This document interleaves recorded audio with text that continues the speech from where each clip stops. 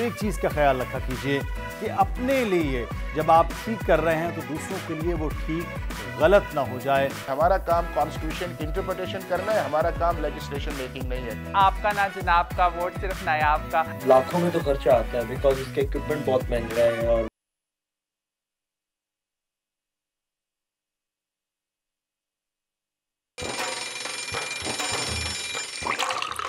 आजकल सबकी ही सुबह आउट ऑफ कंट्रोल है, दुनिया बोल है, पूरी दुनिया बोल है।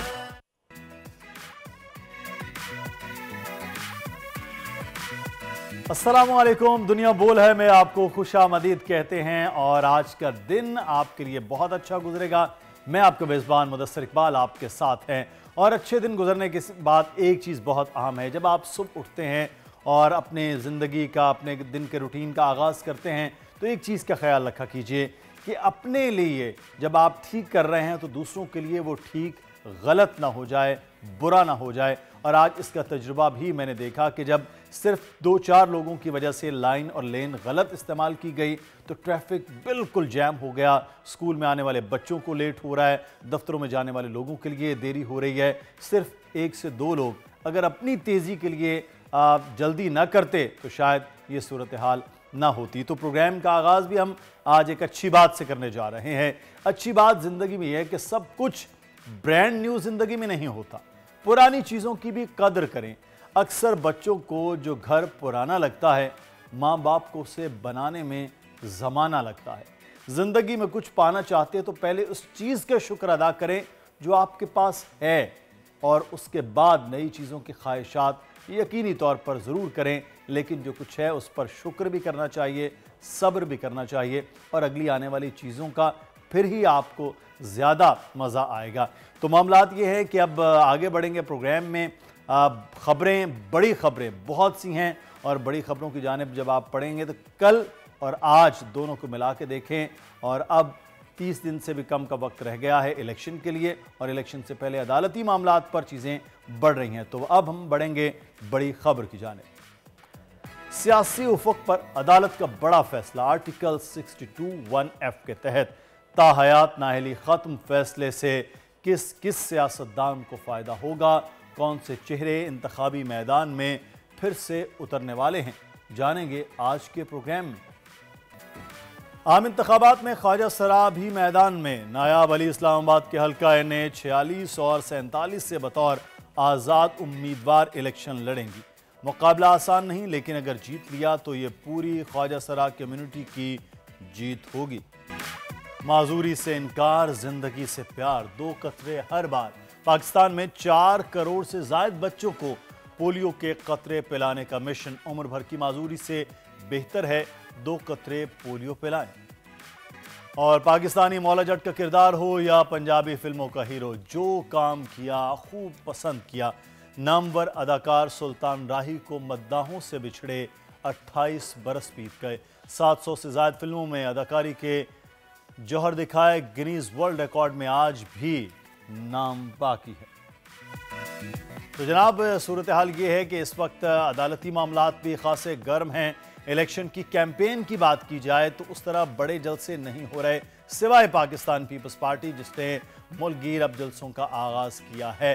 तो अब देखना यह है कि कल के जो फैसला हुआ है, पाकिस्तान मुस्लिम नून कितनी एक्टिव होती है, इस्तेहकाम पाकिस्तान पार्टी कितने जलसे करती है। लेकिन इलेक्शन के लिए वो कहा गया कि अब मामला दूर नहीं है और फाइनल टिकट्स का मामला भी 12 तारीख तक हो जाएगा और उसके बाद हर एक अपना जलसे की जानिब बढ़ेगा। अब हम ट्रेंड्स की जानिब बढ़ते हैं कि सोशल मीडिया पर इस वक्त क्या ट्रेंड कर रहा है। तो सुप्रीम कोर्ट इस वक्त सोशल मीडिया पर ट्रेंड कर रहा है। सोशल मीडिया एक्सपर्ट ट्रेंड में शामिल है। सियासतदानों की हमेशा के लिए नाअहली अब नहीं होगी। सुप्रीम कोर्ट ने ताहयात नाअहली ख़त्म करने का फैसला जारी कर दिया। तहरीरी हुक्मनामे में लिखा कि इलेक्शन एक्ट में नाअहली की मुद्दत 5 साल है, इसे परखने की ही। अदालत उस्मा ने 6-1 के तनासुब से फैसला सुनाया। जस्टिस याया आफरीदी ने फैसले से जुज़वी इख्तलाफ किया। फैसले के बाद नवाज शरीफ और जहांगीर तरीन इलेक्शन लड़ने के अहल होंगे। मुस्लिम लीग नून और IPP अदालती फैसले का खैर मकदम किया गया। टॉप 10 में अब तक 53,000 से ज़ायद सारफीन अपनी राय का इजहार कर चुके हैं। तो ये कल का एक बड़ा अहम दिन था जब सुप्रीम कोर्ट के हवाले से ट्रेंडिंग थी, और क्योंकि सुप्रीम कोर्ट ने बहुत ही अहम फैसला दिया था ताहयात नाअहली को ख़त्म करने का, और अब वो नाअहली की मुद्दत 5 साल रखी गई है। अगला ट्रेंड की जानिब बढ़ेंगे और वो है सर्दी को लेकर। तो स्नोफॉल ट्रेंड कर रहा है। स्नोफॉल में मुल्क भर में शदीद सर्दी है और ये सर्दी की लहर इस वक्त बरकरार है। मुख्तलिफ मकामात पर बारिश और पहाड़ी इलाकों में बर्फ़बारी से मामूलाती ज़िंदगी मुतासिर नज़र आते हैं। दूसरी तरफ मुल्क में धुंध की सूरत हाल मज़ीद बिगड़ गई, जिसके बायस आज मुल्क भर में 35 परवाज़ें मनसूख हो चुकी। पंजाब में शदीद सर्दी के बायस 10 से 22 जनवरी तक स्कूल के औकात सुबह 9:30 से दोपहर 2:30 बजे तक होंगे। ट्रेंड में सारफीन जो है वो मालम जब्बा पहाड़ी इलाकों में मुख्तलिफ जो एरियाज़ हैं जहाँ पर स्नोफॉल शुरू हो गई है, उसके हवाले से अपनी राय का इजहार भी कर रहे थे। तो जनाब ये सोशल मीडिया पे दो जो अहम चीज़ें ट्रेंड कर रही थी, एक जानिब सर्दी का इशू है और दूसरी जानिब इस वक्त सुप्रीम कोर्ट के मामलात हैं। तो अब हम बढ़ेंगे सुप्रीम कोर्ट की ख़बर की जानिब। बड़ी ख़बर में हमने सुप्रीम कोर्ट की बात की, तो सुप्रीम कोर्ट ने ताहयात नाअहली ख़त्म कर दी है। दूसरी तरफ सुप्रीम कोर्ट में आइंदा अदालती हफ्ता इंतहाई अहम होगा। मिलिट्री कोर्ट्स के खिलाफ इंटर कोर्ट अपील समाअत के लिए मुकर्रर करने का फैसला कर लिया गया। साथ साथ जस्टिस मज़ाहिर अली अकबर नकवी की दरख्वास्तों पर भी आइंदा हफ्ते समाअत होगी। जुल्फ़िकार अली भुट्टो रेफरेंस की अदालती कार्रवाई वेबसाइट पर अपलोड की जाएगी। यानी हम ये कह सकते हैं नाज़रीन कि इस वक्त सुप्रीम कोर्ट में जो अहम तरीन केसेस ज़ेर समाअत हैं, पाकिस्तान के मुस्तकबिल के तयन उनके फैसलों पर इन्हिसार कर रहा है। एक आम केस सिविलियन के फ़ौजी अदालतों में ट्रायल के हवाले से है। फैसले के खिलाफ इंटर कोर्ट अपीलों पर समाअत 13 दिसंबर को होगी और फ़ौजी अदालतों से मुतालिक इंटर कोर्ट अपीलों पर समाअत 9 रुकनी लार्जर बेंच भी करेगा। इंटर कोर्ट अपीलों के हवाले से जो है वो मामलात ज़ेर बहस है।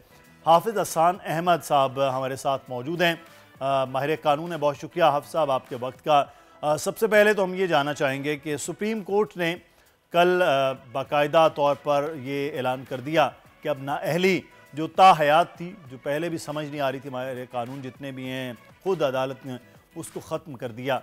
तो अब 62(1)(f) के तहत होने वाली नाअहली ही 5 साल होगी या किसी भी तरह से नाअहली ताहयात नहीं होगी?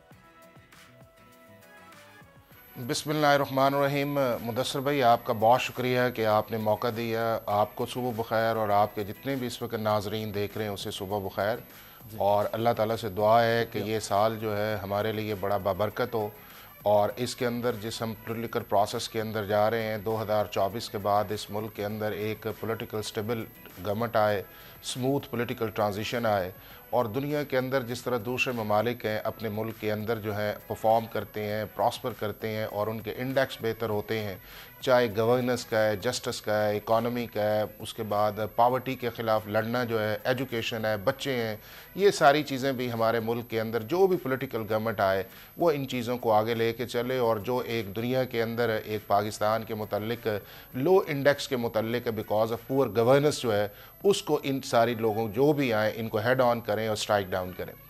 अब दूसरी जो चीज़ है जिसकी तरफ आपने इशारा किया है वो है सुप्रीम कोर्ट ऑफ पाकिस्तान की जजमेंट, जिसके अंदर सुप्रीम कोर्ट ऑफ पाकिस्तान ने कल एक लैंडमार्क जजमेंट दी है और जो कॉन्स्टिट्यूशन की स्पिरिट है या कॉन्स्टिट्यूशन की स्कीम है उसके मुताबिक एक फ़ैसला दिया है। जो 7 रुकनी बेंच बैठा था जिसके अंदर 6-1 से ये फ़ैसला आया है। अब 62 के अंदर कभी भी क्वालिफ़िकेशन का पीरियड मुकर्रर रही है। 1973 से लेकर 1985 तक ये इसी शेप के अंदर रहा। 1985 के अंदर सर्टेन अमेंडमेंट्स जो थी EFG वो इसके अंदर डाल दी गई, यानी कि 5 क्लॉजेज जो थी इसके अंदर नहीं डाली गई। और 2010 के अंदर भी इसको जब अमेंड कर दिया गया, F के अंदर कोर्ट डिक्लेरेशन का लफ्ज़ डाला गया, तो उस वक़्त भी इसके अंदर कोई लाइफ टाइम या डिक्लेरेशन पीरियड किसी किस्म का नहीं था। अब 2002 के अंदर एक अमेंडमेंट्स आई थी, आपको याद होगा, representation of the people act 1976 के अंदर, जिसके अंदर जनरल मुशर्रफ साहब ने कहा था कि अगर आप पाकिस्तान के इलेक्टोरल प्रोसेस के अंदर जाना चाहते हैं तो आपको BA की शर्त जो है उन्होंने लगाई कि आपको ग्रेजुएट होना चाहिए MNA, MPA और सेनेट के लिए। और उसके बाद इस मुल्क के अंदर एक सिलसिला शुरू हुआ, लोगों ने बोगस डॉक्यूमेंट्स दिए, उसके डिक्लेरेशंस दिए, अनऑथोराइज्ड यूनिवर्सिटी सी और ये पहली जजमेंट 62(1)(f के ऊपर जो थी वो आई 2008 के अंदर। रिजवान गिल का एक केस आया जिसके अंदर जिन्होंने भी डिक्लेरेशन गलत किया था ना सिर्फ उन्हें डिस्क्वालीफाई किया गया बल्कि उसके बाद ये है कि उन्हें कहा गया कि इनके खिलाफ सेशन कोर्ट्स के अंदर प्रोसीडिंग चलाई जाए। उसके बाद ये गाहे बगाहे सुप्रीम कोर्ट के अंदर 62(1)(f का आता गया। कभी सुप्रीम कोर्ट 2013 के अंदर डिस्क्वालिफिकेशन को परमानेंट किया।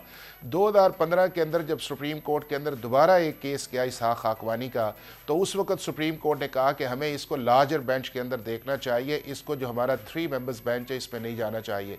उसके बाद मियां नवाज शरीफ साहब का केस आया 62(1)(f के अंदर डिस्क्वालीफाई किया गया और उस वक्त भी लाइफ टाइम का कोई प्रिस्क्राइब न पीरियड था न कोर्ट ने जज किया।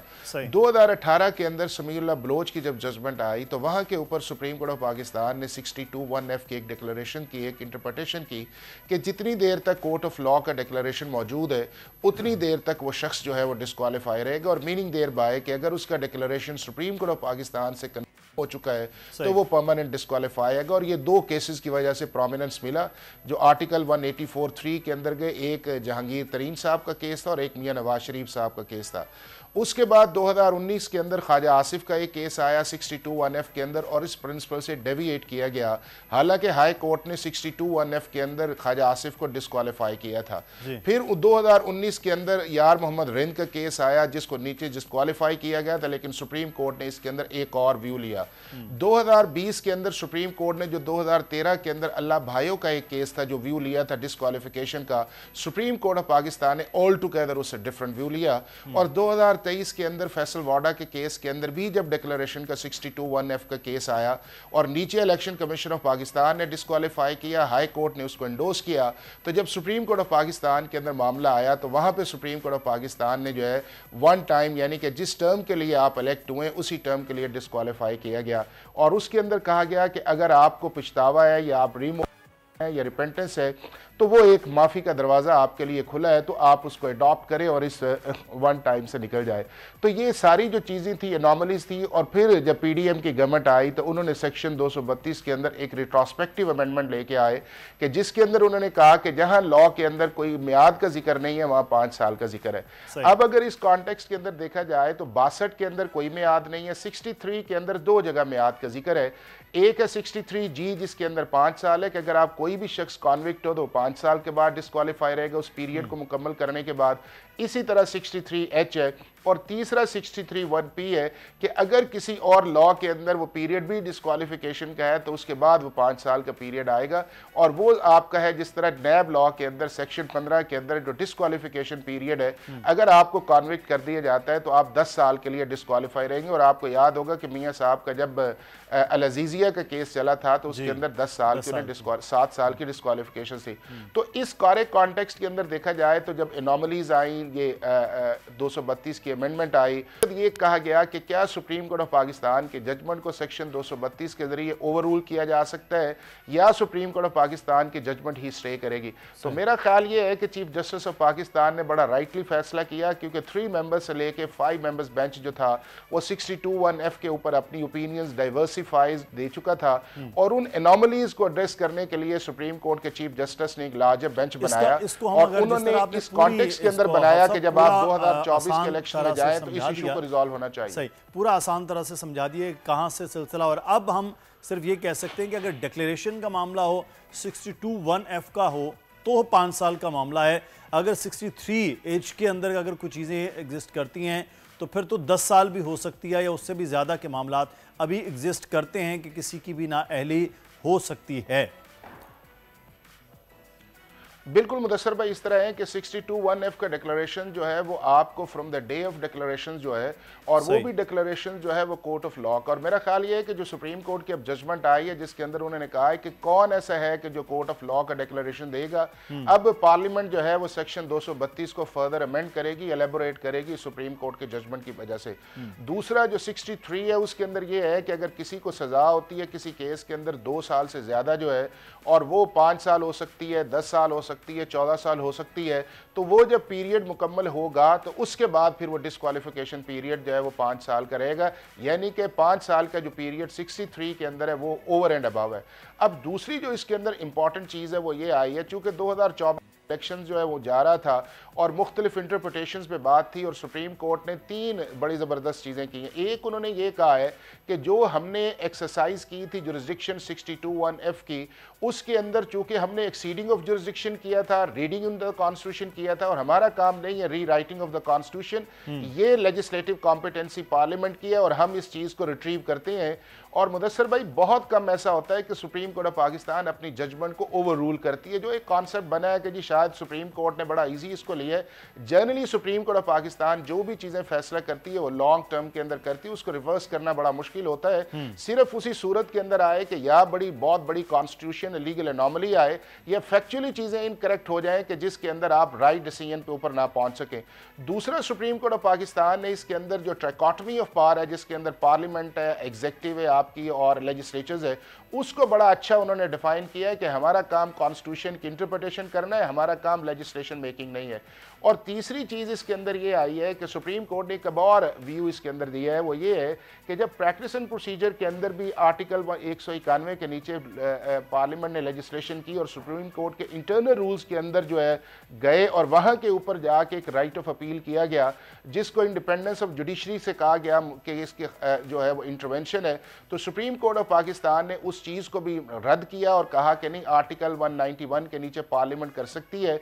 और अभी भी जो सेक्शन 232 के उन्होंने कहा है कि ये पार्लियामेंट की कॉम्पिटेंसी, तो मेरा ये है कि एक एक्सेप्टेबिलिटी भी जो है वो सुप्रीम कोर्ट ऑफ पाकिस्तान के अंदर supremacy of constitution, supremacy of parliament के अंदर है। लेकिन अब बुनियादी चीज़ अब पार्लियामेंटेरियंस की है कि वो अच्छी लेजिस्लेशन करें इस मुल्क के अंदर जो एक्चुअल इशूज़ हैं, जिसकी तरफ मैंने अपनी ओपनिंग इशारा किया, जिसमें गवर्नेंस है, लॉ है, आपकी रिफॉर्म्स हैं, इकोनॉमिक रिफॉर्म्स हैं।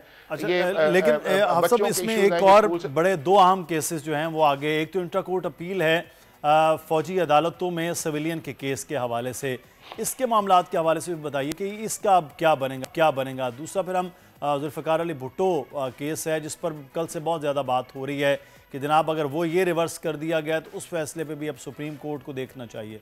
तो मैं इंटर कोर्ट जो अपील है पहले हम उस पर बात कर लें। तो देखें, जो मिलिट्री कोर्ट्स वाला मामला है वो ये है कि 67 के अंदर 2 अमेंडमेंट्स आई थी, सेक्शन 2D1 और सेक्शन 2D2 और सेक्शन 59(4) के अंदर आया था कि कोई ऐसा शख्स जो है अगर वो रेगुलर आर्मी का एम्प्लॉई नहीं है और अगर वायलेशंस करता है मिलिट्री लॉज की, नेशनल सिक्योरिटी ब्रीचेस के अंदर इन्वॉल्व होता है, या आर्मी का रिटायर्ड एम्प्लॉई है, या आर्मी के अंदर सिविलियन एम्प्लॉयज़ हैं, या पाकिस्तान की रियासत के ख़िलाफ़ खड़ा होता है, या पाकिस्तान के रियासत के ख़िलाफ़ एस्पेनेज के अंदर इन्वॉल्व है, कॉन्स्पिरेसी के अंदर इन्वॉल्व है, तो वो शख्स जो है उसको आप पाकिस्तान के मिलिट्री लॉज के अंदर और ऑफिशियल सीक्रेट एक्ट के अंदर कर सकते हैं, ट्राई कर सकते हैं, प्रोसिक्यूट कर सकते हैं।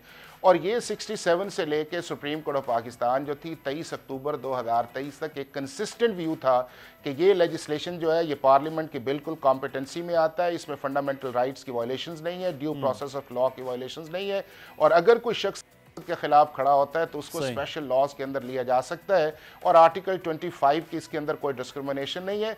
और अगर वो समझता है कि वो जजमेंट जो है मिलिट्री कोर्ट से या उसकी एपेलेट कोर्ट से नहीं ठीक हुई तो वो हाई कोर्ट या सुप्रीम कोर्ट के अंदर चैलेंज कर सकता है। ये 1975 के अंदर जजमेंट्स चैलेंज हुई, सुप्रीम कोर्ट ऑफ पाकिस्तान ने इसको वैलिडेट किया, फिर उसके बाद 96 के अंदर सुप्रीम कोर्ट की जजमेंट आई, 2007 के अंदर आई, 2015 के अंदर फुल कोर्ट ने कहा, 2017 के अंदर कहा। अब जब मिलिट्री कोर्ट्स का 9 मई के कॉन्टेक्स्ट के अंदर हुआ तो उसके अंदर जब सुप्रीम कोर्ट ऑफ पाकिस्तान ने पहली दफ़ा आर्टिकल 184(3) के अंदर गए तो सुप्रीम कोर्ट ने जो अपनी कंसिस्टेंट प्रैक्टिस थी और जिसके लार्जर बेंच के फैसले थे उसको डेविएट किया और एक ऐसी जजमेंट दी जिसके अंदर पाकिस्तान का जो नेशनल सिक्योरिटी कवर था वो इस वक्त मौजूद नहीं। और वो भी इंटरेस्टिंगली ये है कि 23 अक्टूबर की जजमेंट है लेकिन आज तक उस पर रीजनिंग नहीं आई, बावजूद इस चीज़ के कि वो जजमेंट का जो शॉर्ट ऑर्डर है वो सस्पेंड, और मैं समझता हूँ कि सुप्रीम कोर्ट को उसकी जजमेंट देनी चाहिए।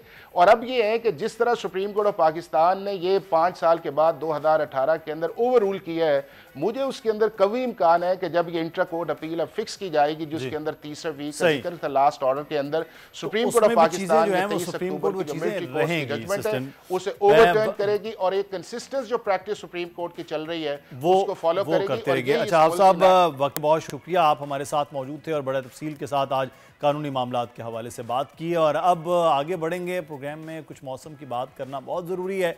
मौसम सर्द है मुल्क के बेशतर इलाकों में, और मौसम कैसा है और क्या दर्जा हरारत रहेगा, हम चलेंगे सहरिश ज़ुहैब की जानिब। जी सहरिश। या मुदस्सिर, अभी हम मौसम का हाल अहवाल जो कि अपने नाज़रीन के साथ शेयर करेंगे। इस वक्त जनाब मुल्क के बेशतर बालाई इलाकों में मौसम सर्द और खुश्क है, जबकि शुमाली इलाकों में और बलूचिस्तान में ख़ास करके शदीद सर्दी है। पंजाब, खैबर पख्तूनख्वा के मैदानी इलाकों और बालाई सिंध में शदीद धुंध और स्मोक छाई रहेगी।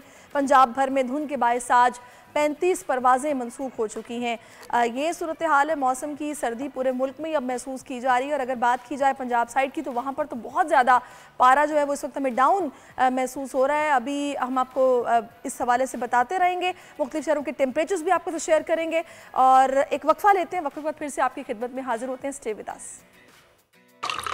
आजकल जिंदगी ही सुबह आउट ऑफ कंट्रोल है, दुनिया बोल है, दुनिया बोल है।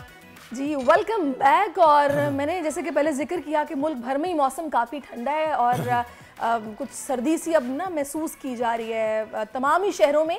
तो टेम्परेचर्स की हम बात कर रहे थे कि मुख्तलिफ शहरों के दर्जा हरारत भी आपके साथ शेयर किए जाएंगे। तो अभी जो सूरत हाल है पंजाब, खैबर पख्तूनख्वा के मैदानी इलाकों और बालाई सिंध में शदीद धुंध और स्मोग जो कि छाई रहेगी। फ़ज़ाई ऑपरेशन पंजाब में शदीद मुतासर है और मोटरवे पुलिस भी गैर ज़रूरी सफ़र से गुरेज की अपील कर रही है। हमारे नुमाइंदगान इस वक्त हमारे साथ हैं। इस वक्त हमें खुर्रम मलिक लाहौर से ज्वाइन किए हुए हैं। ठंड में खुर्रम मलिक मौजूद है। खुर्रम, कैसी सूरत हाल है लाहौर में मौसम की? रात गए और अल सुबह तो 4 दर्जा हरारत हो जाता है। अच्छा बिल्कुल मुदस्सिर, शहर लाहौर में जो है वो सर्दी की शिद्दत में दिन ब दिन जो है वो इजाफा होता चला जा रहा है और अगर स्मोक और फोक की बात करें तो वो भी बहुत ज़्यादा शहर लाहौर में अब जो दर्जा हरारत इस वक्त जो है वो शहर लाहौर में 5 डिग्री सेंटीग्रेड जो है वो रिकॉर्ड किया जा रहा है, जबकि आज ज़्यादा से ज़्यादा दर्जा हरारत 15 डिग्री सेंटीग्रेड जाने का इम्कान जो है वो ज़ाहिर किया जा रहा है। शहर लाहौर में ठंड और सर्दी जो है वो उसकी शिद्दत में इजाफा और ठंडी हवाएँ भी जो है वो शहर में जो है वो चल रही हैं, जिसकी वजह से मौसम तो कुछ बेहतर हो चुका है, लेकिन शहरी जो है वो बहुत ज़्यादा कम जो है वो बाहर निकल रहे हैं क्योंकि मौसम जो है बहुत ज़्यादा ठंडा हो चुका है। और मुझे हैरत है वैसे कि वरना लाहौरी तो इतने ठंडे मौसम में खाबे ना खाएं तो ये मुमकिन ही नहीं है, वो बाहर ना निकले।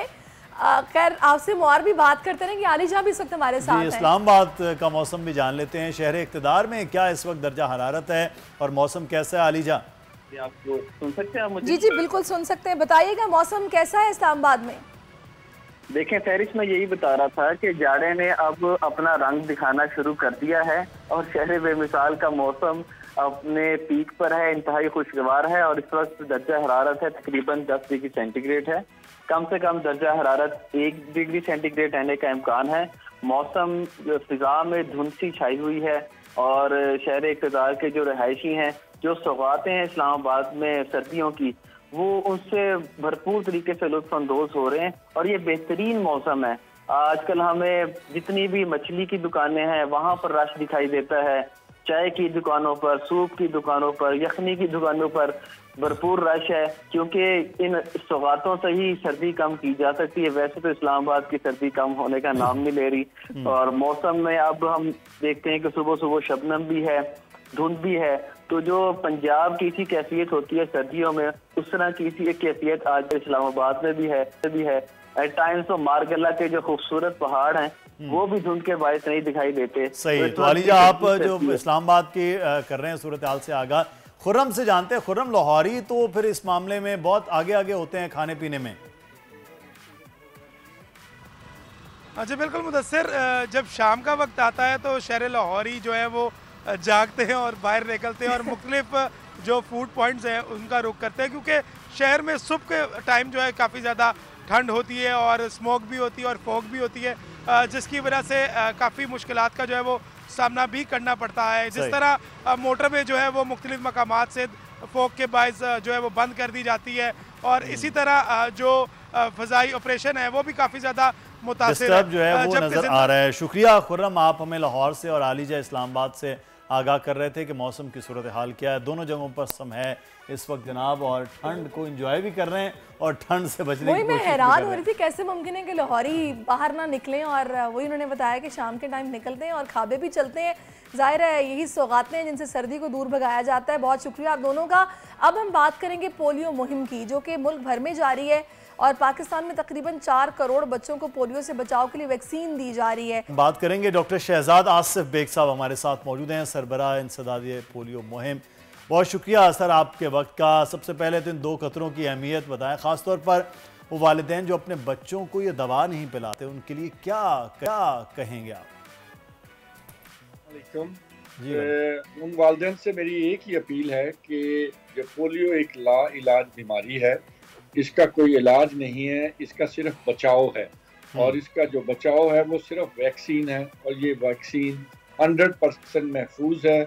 और जितनी ज़्यादा दफ़ा आप पोलियो के कतरे पिलाएंगे उतने ही आपके बच्चों उससे ज़्यादा महफूज होंगे। दूसरी मेरी इन वालिदैन से दरख्वास्त ये है कि आजकल अनफॉर्चुनेटली अफ़गानिस्तान से पोलियो वायरस के काफ़ी इम्पोर्टेशन हुई हैं, जिसकी वजह से पाकिस्तान के मुख्तलिफ अज़ला तकरीबन 22 अज़ला में पोलियो का वायरस पाया गया है माहौलियाती नमूनों में। लिहाजा वहाँ के रहने वाले वालिदैन से अपील है कि उन इलाकों में आपके बच्चों को पोलियो का ख़तरा शदीद है, लिहाजा ये जो पोलियो की मुहिम शुरू हुई है इसमें अपने बच्चों को पोलियो के कतरे ज़रूर पिलाएं।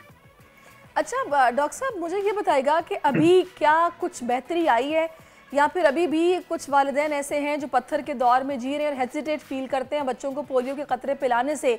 गो कि वो टीवी पे देखते हैं, लोगों से सुनते भी हैं कि इसके असरात या फिर किस तरह से ये माजूरी है जो उम्र भर के लिए झेलना पड़ती है। कोई रुझान में तब्दीली देखी है आपने?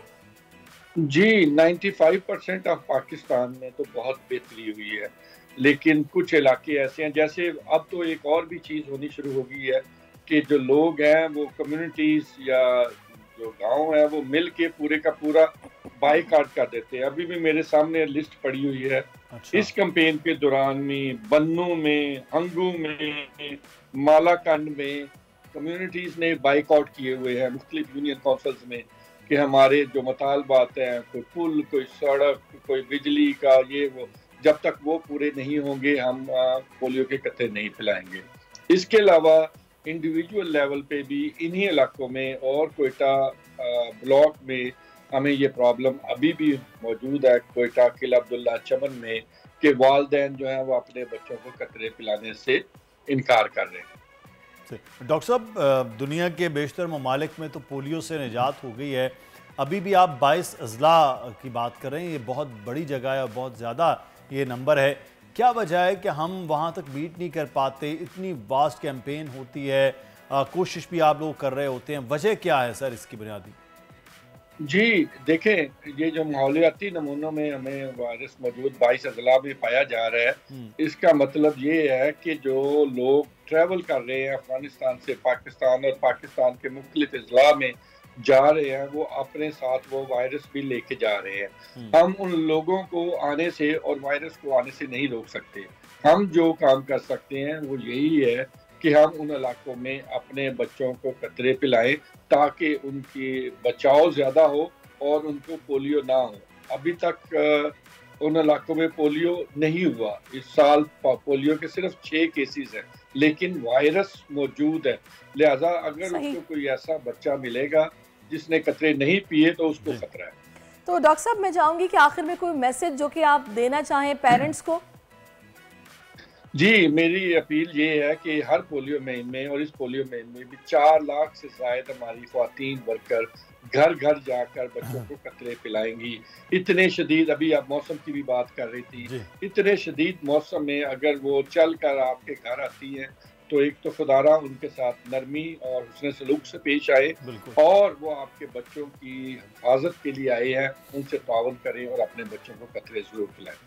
तो बहुत शुक्रिया डॉक्टर साहब, ये बड़ा ज़रूरी है कि बच्चों को हर बार 2 कतरे हर बच्चा, ये अगर हम नहीं करेंगे तो अपने मुस्तकबिल के लिए, अपने मुल्क के साथ जो है वो हम खेलते रहेंगे, और दहाइयाँ बीत चुकी सिचुएशन यही चल रही है। बिल्कुल मुदस्सिर, आपने ठीक कहा। ये ज़ाहिर है इनफरादी तौर पर अपनी अपनी जिम्मेदारी हम निभाएंगे तो ही इस इफरीत से हमारी जान छूटेगी। अब हमें बात करनी है आईने पाकिस्तान की रूह से कोई भी शहरी इलेक्शन लड़ने का अहल है, अब चाहे वो ख्वाजा सराई क्यों ना हो, मगर ऐसे मुआशरे में जहाँ ख्वाजा सराओं का मजाक उड़ाया जाता हो, उन्हें बतौर वोटर अपना वोट कास्ट करने में मुश्किलात का सामना रहता हो, वहाँ कोई ख्वाजा सरा बराह रास्त इलेक्शन लड़ने पहुँच जाए तो उसको मुश्किलात तो ज़रूर पेश आएंगी। मुदस्सिर, बिल्कुल अफसोसनाक पहलू रजन ये है कि नायाब अली नामी एक कैंडिडेट इस किस्म की मुश्किलात का शिकार भी हैं। नायाब अली से मुलाकात करेंगे। इस वक्त हमारे साथ ख्वाजा सरा उम्मीदवार नायाब अली मौजूद हैं, उनका हम शुक्रिया अदा करेंगे। नायाब, बहुत शुक्रिया आपके वक्त के लिए। सबसे पहले तो मैं आपको सैल्यूट पेश करती हूँ कि आपने इन तमाम बैरियर्स को खातिर में नहीं लेके आए और आपने ये सोचा कि भी मुझे आगे बढ़कर अवामी फलाह के लिए, अवाम की खिदमत के लिए ये इलेक्शन में पार्टिसिपेट करना है और कुछ ना कुछ करना है। तो मुझे बताइएगा ये सोच कैसे डेवलप हुई आपके जहन में? देखिए, पिछले दिनों हमारे ट्रांसजेंडर राइट्स के ऊपर एक पार्लियामेंट के अंदर बहुत ज़्यादा बहस हो रही थी और उसमें बहुत से मर्द व ख़वातीन जो है वो हमारी ज़िंदगियों का फ़ैसला कर रहे थे। तो वहाँ पे हमारे ख्वाजा सराओं की कोई आवाज़ मौजूद नहीं थी। तो this is the one of the reason. और दूसरे नंबर पे मैं समझती हूँ कि मुल्क व कौम की खिदमत करना किसी मर्द या औरत की मिरास नहीं है। ये बलाए ताक रखते हुए जिन्स और सिन्फ के फ़र्क को हम सब शहरियों को आगे आना चाहिए और जो है ख्वाजा सराओं का भी इक्वल कंट्रीब्यूशन है। जब मैं आलमी सतह के ऊपर जाती हूँ, I receive 6 international global human right prices, तो मैं वहाँ पे भी मुल्क कौम की जो है वो नाम रोशन करने के लिए काम करती हूँ। तो मैं समझती हूँ कि सियासत एक ऐसा मंबा है जिसमें आप एक्चुअली कंट्रीब्यूट कर सकते हैं। तो इस वजह से मैं सियासत में आई। अच्छा, लेकिन नायाब एक मामला है कि पाकिस्तान में आप क्योंकि जनरल इलेक्शन में 2 हल्कों से इलेक्शन लड़ रहे हैं, तो इसलिए ये खासा मुश्किल हो जाता है कि लोग आपको वोट दें, क्योंकि पाकिस्तान में ऐसी कोई रिवायत नहीं है, कुछ चीज़ नहीं। इवन दुनिया में भी इस तरह के मामला ज़्यादा नहीं देखे गए। सिंध में हमने ये देखा बल्दियात में बाकायदा एक रिज़र्व सीट के तौर पर रखे गए। यहाँ पर रिज़र्व सीट में आप उसका हिस्सा हैं सिटी गवर्नमेंट का, लेकिन आप नहीं समझते कि इसी तरह इब्तिदा में कोई रिज़र्व सीट जैसे ख़वातीन के लिए भी रखी गई, वहाँ ख्वाजा सराओं के लिए, ट्रांसजेंडर के लिए भी रखी जाती, उससे फिर आगाज़ होता सफ़र का? देखें, रिज़र्व सीट होना जो है वो बिल्कुल एक बहुत अच्छा एक अहसन कदम है। मैं कहती हूँ एक्विटेबल जो स्पेसेस होती हैं, this is the first step to achieve equality. तो लेकिन इट डज़ंट मीन कि आप सिर्फ एक लिमिट कर दें जो है वो आप सिर्फ रिज़र्व सीट तक, जो कि अभी ख़वातीन के साथ भी यही इशू आ रहा है कि ख़वातीन को सिर्फ रिज़र्व सीट तक महदूद कर दिया है और जनरल इलेक्शन के अंदर ख़वातीन को mainstream political parties ticket ही दे नहीं रही और उनसे गुरेज हैं। तो ये एक चीज़ होती तो है, लेकिन इट डजंट मीन्स कि आप मेन स्ट्रीम जो अपनी स्पेसेस हैं उसको क्लेम नहीं करते। तो मैं मुश्किलात बिल्कुल होती हैं, मुश्किलात के साथ साथ ये बहुत ज़रूरी है कि आप जब तक अपनी जगह क्लेम नहीं करेंगे एक जनरल सोसाइटी के अंदर, मुआशरे के अंदर, मुआशरा आपको अपनी जगह नहीं देगा। तो अगर जनरल इलेक्शन क्या सिर्फ मर्दों के लिए, अगर हम इसी इलेक्शन के हवाले से नॉमिनेशन पेपर थे, फाइल किए, सारी चीज़ें, तो अभी आपको क्या इसमें मुश्किलात हुई?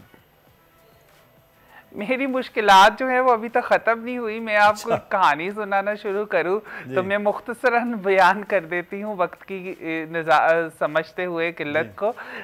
मैं जब नॉमिनेशन पेपर लेने गई तो रिटर्निंग अफसर ने मुझे पेपर देने से इनकार कर दिया। उसने कहा कि मुझे तो पता ही नहीं है कि ख्वाजा सराओं को भी कागजात नामजदगी देने भी हैं कि नहीं देने। और जिसके ऊपर फिर मैंने एक वीडियो बनाया और फिर डिस्ट्रिक्ट रिटर्निंग अफसर का माजरती उसके ऊपर पैगाम आया कि जी उसने इलेक्शन कमीशन से क्लैरिटी ले ली है, तो तकलीफ के लिए हम माजरत खाएं। फिर जब हमने नॉमिनेशन पेपर ले लिए तो फिर नॉमिनेशन पेपर जमा कराने का मौका आया। वहाँ पे इतने ज़्यादा प्री रिक्विजिट्स थे कि जिसको हम पूरे करते करते हमें हमारा इतना टाइम कंज्यूम हुआ कि उसमें आपको 3 साल की टैक्स रिटर्नें जमा करानी थी, 30,000 आपको एक हल्के के लिए फ़ीस जमा करवानी थी और बहुत सी चीज़ें। फिर जब मेरे नॉमिनेशन पेपर स्क्रूटनी के अमल से जब हम गुजरे तो आप मेरे लिए डेट वाज वेरी डिफ़िकल्ट कि रिटर्निंग अफसर और वहाँ पे वो और असिस्टेंट रिटर्निंग अफसर, उनका जो स्टिग्मेटाइज जो रवैया था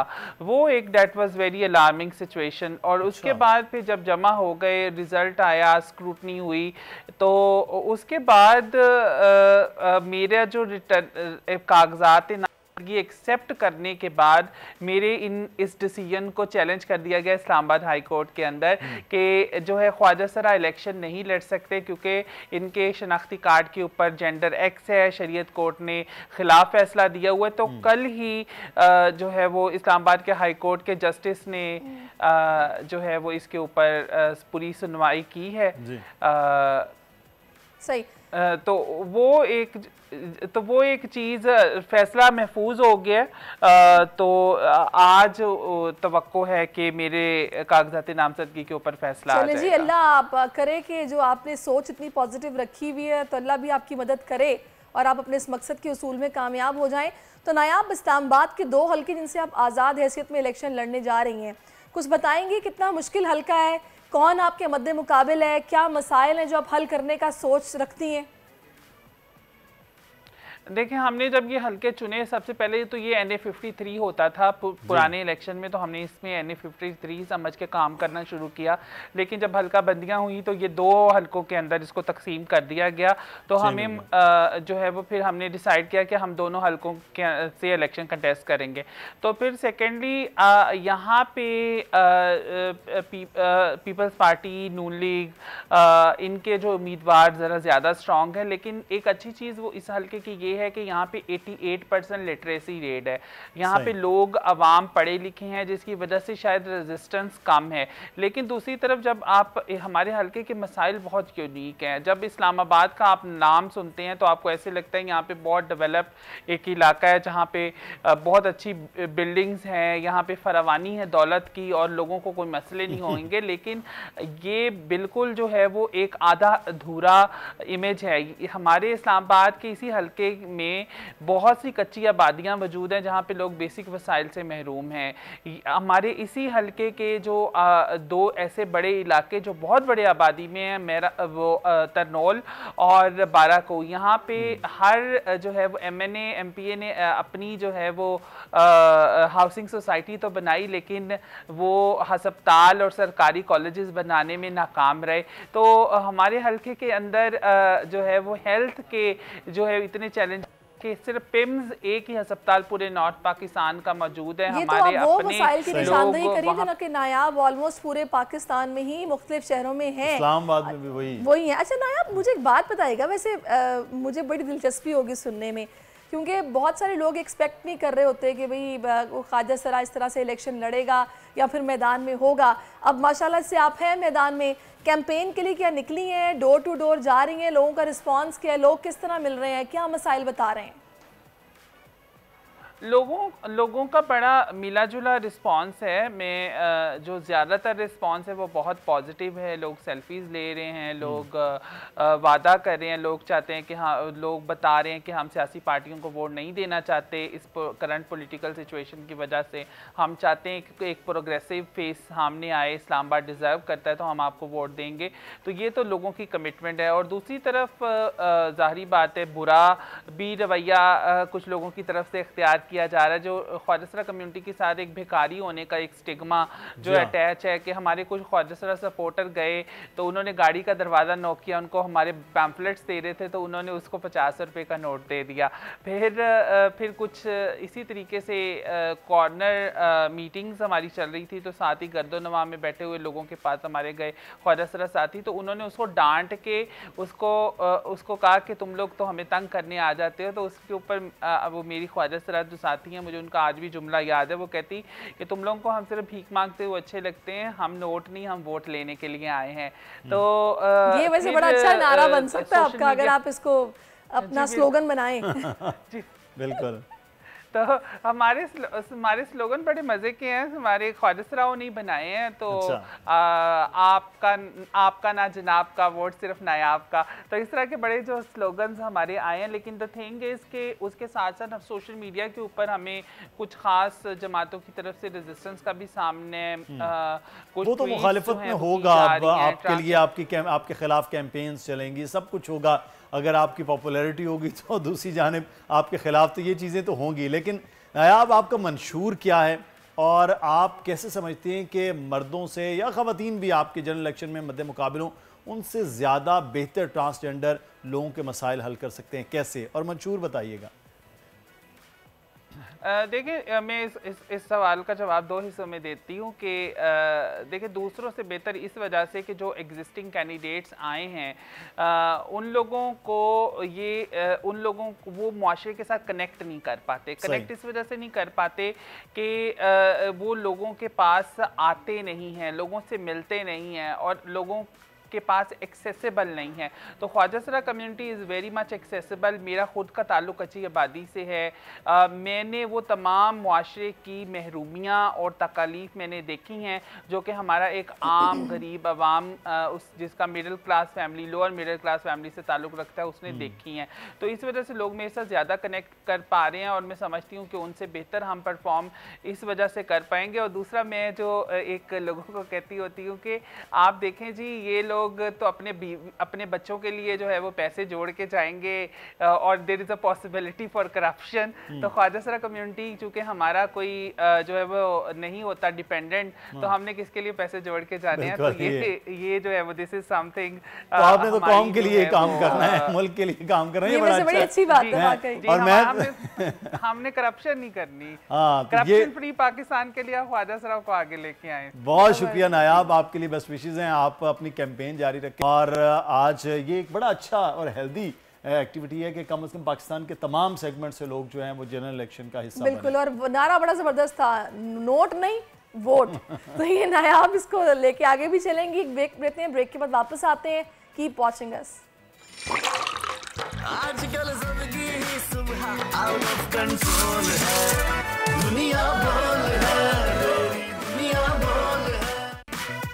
ब्रेक के बाद आपको खुशामदीद कहते हैं दुनिया बोल है में। और जब सर्द मौसम की बात होती है तो हमें पहाड़ों पर बर्फबारी नजर आती है, और जब खुशगवार मौसम होता है तो कहते हैं चलें पहाड़ों की जानिब। तो पहाड़ों पर जाने का हर एक का दिल होता है, ख्वाहिश होती है और खुशी होती है, पर ये शौक इतना आसान नहीं है। लेकिन पहाड़ों को सर करने का शौक जो है वो खासा मुश्किल है। तो कोपामाई की हम बात करेंगे। पाकिस्तानी कोपामा शहरोज़ काशिफ किसी तारुफ और तारीफ के मोहताज नहीं है, ये तो आप सब जानते हैं। साल 2021 में ही Guinness book of world record ने पाकिस्तान के शहरोज़ काशिफ को एक ही साल में 3 माह के अंदर दुनिया की बुलंद तरीन 2 चोटियाँ माउंट एवरेस्ट और K2 सर करने पर उन्हें दुनिया का कम उम्र तरीन कोहपैमा तस्लीम किया। मगर अब हमारे पास खबर ये है कि शहरोज़ काशिफ ने एक और कारनामा अंजाम दिया। वो माउंट एवरेस्ट की मुहिमजोई पर ठीक ठाक रकम भी खर्च करने वाले पहले पाकिस्तानी बन गए हैं। वो कहते हैं कि ना कि शौक का कोई मोल नहीं तो फिर ये करोड़ रुपया की अहमियत रखता है भाई। तो ये मामला आखिर क्या है ये जानते हैं। इस वक्त शहरोज़ काशिफ हमें ज्वाइन भी कर चुके हैं, फ़ख्रे पाकिस्तान है। शहरोज़ बहुत शुक्रिया आपके वक्त के लिए, thank you so much for your time and good morning. सबसे पहले तो मैं आपसे यही जानना चाहूँगी कि जब इतने सारे एजाज़ आपको मिल गए हैं, अमीर तरीन कोहपैमा, तो कैसा महसूस हो रहा है? सबसे पहले first of all thank you so much for having me. दूसरी बात ये है कि ये शौक का कोई मुल नहीं होता। मैं आज वैसे तो इस बात को अभी 2 साल बल्कि 3 साल हो गए हैं, लेकिन मैंने ऐसा कभी ये बात की नहीं थी कि मेरे इतने लगे। उस दिन एक पॉडकास्ट में उन्होंने मुझसे पूछा कि यार आपने कितने पैसे लगाए इस पे। तो अमूमन मैं इस चीज़ का जिक्र नहीं करता हूँ और कुछ भी नहीं, लेकिन ऑफ कोर्स कि when you are passionate about something तो आई थिंक कि आपको उसके अंदर अगर स्पेंडिंग कर रहे हैं अपनी, तो मेरा ख्याल से कि इट्स टोटली वैलिड। और अमीर तरीन तो नहीं कहेंगे बिकॉज मैं सब कुछ लगा बैठा अपना। और ये आप कह सकते हैं कि I am very passionate about it. और अल्लाह का शुक्र है, अल्हम्दुलिल्लाह, अल्लाह ताला ने सक्सेस दी इसमें। सही। अच्छा शहरोज़, ये शौक मुश्किल ज़रूर है, लेकिन ये महंगा कितना शौक है? अगर लोग शुरू कर रहे हैं, कितना महंगा शौक है ये कोहपैमाई का? पाकिस्तान के अंदर अगर आप बीइंग पाकिस्तान के अंदर ही, तो इट्स नॉट दैट एक्सपेंसिव। आपको फिर भी 10 लाखों में तो खर्चा आता है बिकॉज इसका इक्विपमेंट बहुत महंगा है और वो सब चीज़ें। लेकिन अगर आप नेपाल में कर रहे हैं तो नेपाल में आपको यू हैव टू पे इन डॉलर्स, एंड आपको पता है कि डॉलर्स तो अरूज पे है। तो बस इसी वजह से जो है वो you have to spend a lot of money. अच्छा काशिफ, मुझे शहरोज़ ये बताएगा कि बहुत सारे मैंने माउंटेनियर्स को देखा है जो कि माउंटेन सर करने से पहले स्पॉन्सर्स की तलाश में होते हैं और वो परेशान भी काफ़ी होते हैं कि हमें कहीं से स्पॉन्सर मिले तो हम ये काम करें। आपको ये जो आपने किया, इतनी रकम आपने कहा जो था आपने खर्च कर दिया, आपने ये तलाश नहीं की कि आपको भी कुछ स्पॉन्सर मिल जाता या मिले, आपने खुद से नहीं लिए? मैंने बहुत ज़्यादा कोशिश की और मैंने गवर्नमेंट लेवल पे बहुत अप्रोच किया हर बंदे को और सब चीज़ें, लेकिन ऑफ कोर्स के they have bigger things to do. और बेशक मैं स्पोर्ट्समैन और ये सब कुछ, लेकिन आई थिंक कि गवर्नमेंट को ना जो अल्पाइन क्लब ऑफ पाकिस्तान है उनको फंडिंग करनी चाहिए इस हवाले से, ताकि वो बाकी क्लाइंबर्स को जो है वो सपोर्ट कर सके। मेरे टाइम पे नहीं था, मैंने बहुत स्ट्रगल किया। उसके बाद बार्ट फाउंडेशन आ गया, बार्ट फाउंडेशन ने मेरी हेल्प की पीक्स करने के अंदर, और इस तरह मेरे और भी काफ़ी स्पॉन्सर्स रहे हैं पीछे। तो मुझे स्पॉन्सर्स मिले तो सही, लेकिन मुझे सब कुछ लगा देना पड़ा अपना। सही। अच्छा शेरोज़, अगर हम सादा इसमें जाने के, एक शख्स है वो चाहे राकापोशी या नागा पर्बत या केटू किसी एक मुहिम पर जा रहा है, तो अप्रॉक्सीमेटली उसको कराची या लाहौर से इस्लामाबाद से मूव करते हुए कितना खर्च आता है? इक्विपमेंट, फिर उसके बाद ट्रैवल, फिर उसके बाद आपके पॉटर्स, गाइड, ग्रुप, खाना पीना, वापस आना, ये अप्रॉक्सीमेटली कितना खर्च होता है? क्योंकि मुश्किल ज़रूर है, महंगा कितना है फिर ये? तो अब मुझे ज़रा प्राइसेस काफ़ी हद तक क्लियर है, because I am in this business as well. तो आज आप अगर K2 सर करते हैं तो आपको ऑलमोस्ट तकरीबन कोई 20-25-30 लाख तो आ जाता है अच्छा। खर्चा। जी सही। तो इसमें ये सारी चीज़ें, इक्विपमेंट से लेकर तो सारी चीज़ें, कौन कौन सी मेजर चीज़ें जो आप समझते हैं कि इस पर ज़्यादा खर्च होता है? बेस कैंप सर्विसेज जो होती हैं, और आपकी जो फुल बोर्ड माउंटेनियरिंग सर्विसेज, आपके कैंप्स बहुत महंगे होते हैं। सिर्फ जूते ही अभी तक तो $1500 के मिल रहे हैं, तो अच्छा आप देख लें कि अच्छा, वैसे मुझे हैरत है कि हम लोग माशाल्लाह से फुटबॉल भी बना रहे हैं, पाकिस्तानी ब्रांड के कपड़े भी, इंटरनेशनल एक्टर्स भी मैंने सुना है पहन रहे हैं, उनके सोशल मीडिया पर सब नज़र आ रहा होता है। क्या वजह है कि ये शूज़ जो हैं ये हमें बाहर से ही मंगाने पड़ते हैं, यहाँ पे उस तरह के नहीं मिलते, या फिर यहाँ पे अवेलेबल होते हैं पर कॉस्टली वही हैं जो बाहर से आएंगे? एक्चुअली यहाँ पे बने हुए के ऊपर रिलाई नहीं किया जाता, because they have never worked on it. और यहाँ पे वैसे भी बनते नहीं है। टेक्नोवर्ल्ड के जूते बनते हैं जो कि आर्मी के लिए होते हैं, लेकिन वो भी उस ऑल्टीट्यूड के लिए नहीं होते हैं। तो इसमें कुछ ब्रांड्स हैं, ला स्पोर्टिवा है, कैलास है और बोरेल है, जो इस तरह के जूते बनाता है। आई प्रेफर ला स्पोर्टिवा। और जूतों के मामले में इस वजह से आप बिल्कुल रिस्क नहीं ले सकते, बिकॉज आपको अगर फ्रॉस्ट बाइट हो जाए तो आपके पैर भी कट जाएंगे साथ में, और आप पूरी ज़िंदगी के लिए वो एक हैंडीकैप हो जाएंगे। तो जूते इसके महंगे होते हैं बिकॉज उनका वेट देखना पड़ता है, उनकी वो हीटेड वो सोल देखनी पड़ती है उनकी, और उनका इनर देखना पड़ता है, वो सब क्वालिटीज देखनी पड़ती हैं। पाकिस्तान में नहीं बनते, ये हमारा फेलियर आएगा। अच्छा चलें, जूते तो नहीं बनते हैं, लेकिन शहरोज हम कितने फोकस्ड हैं इस टूरिज्म को लेकर कि हमारे यहाँ कोपेमा आएँ और आकर यहाँ पर चोटियाँ सर करें? क्योंकि मैंने ये भी सुना है कि अगर आप जाएं इन पहाड़ों पर तो आपको जगह जगह कचरा नज़र आएगा, कोई मेंटेनेंस का ख्याल नहीं है, बस काम चल रहा है। आपकी क्या ऑब्जर्वेशन है? नहीं, मैं इस चीज़ को बैक करूंगा। कचरे के मामले में हमारे पास जो हमारे क्लीन अप एक्सपीडिशंस भी होते हैं साथ में, और हमारे पास इदारा भी है, SKNP भी है, जो कि सारा ये साफ़ सफाई का ख्याल रखती है। और 62 ब्रिगेड जो कि वहाँ की स्कर्दू की है, वो भी इस चीज़ को लेके काफ़ी इनिशिएटिव लेती है साथ में। और हमारे पास जितने भी माउंटेनियर्स होते हैं वो दे आर वेल एजुकेटेड, और वो कचरा नहीं मचाते। हाँ, अगर मैं बात करूँ कि जो लोकल टूरिस्ट आते हैं वहाँ पे, या कुछ फॉरेनर टूरिस्ट आते हैं, मे भी उनसे एक्सपेक्ट किया जा सकता है कि वो कचरा फैलाएं वहाँ पे, लेकिन मेरा नहीं ख्याल से कि ये होता है इस तरह। और दूसरी बात ये है कि हम जो माउंटेनियर्स हैं, अगर हम लोग अपना कचरा छोड़ के आते हैं तो बाद में हम उसको क्लीन अप भी करते हैं जाके। सही। तो इट्स जस्ट अ मिथ। अच्छा, बहुत से लोग हैं K2 बेस कैंप तक तो वो साल बाद 2 साल बाद ज़रूर जाते हैं, लेकिन उससे आगे जो असल सफ़र है वो शुरू नहीं कर पाते। हम बात कर रहे हैं एक महंगे शौक़ के हवाले से, दूसरा है कि स्टार्ट कैसे करना है। कुछ लोगों को बड़ा शौक़ है, किस तरह से ये प्रैक्टिस, किस तरह से ये चीज़ों का होना चाहिए कि इक्विपमेंट भी ले लिया जी, ख़र्च भी वो कर सकता है, लेकिन करना कैसे है?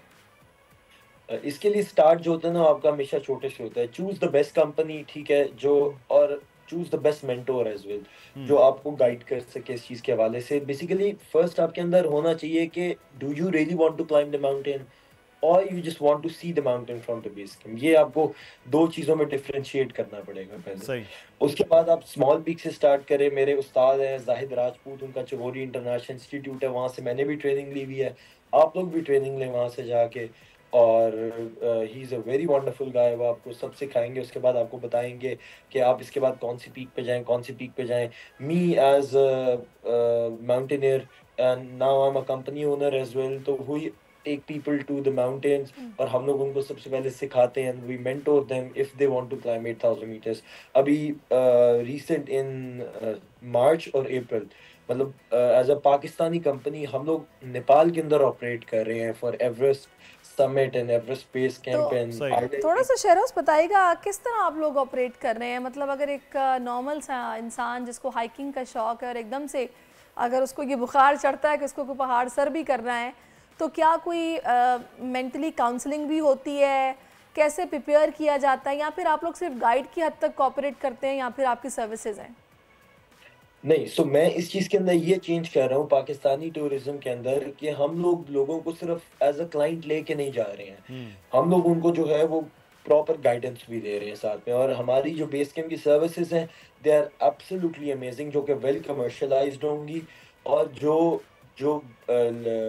माउंटेनियर और जो ट्रैकर्स लोग आते हैं और उनको जो मुश्किलात पेश आती हैं पाकिस्तान में, कि हमारे पास जो है वो स्पेशली कि हमारे पाकिस्तान के अंदर बेस कैंप्स जो है वो वेल ऑर्गेनाइज नहीं है, हमारे पास जो इंफ्रास्ट्रक्चर है वो अच्छा नहीं है, तो हम बेसिकली उस चीज़ को टारगेट करके उस चीज़ को बेहतर बनाने की कोशिश कर रहे हैं। और हमारे पास जो स्टाफ है they are absolutely amazing as well.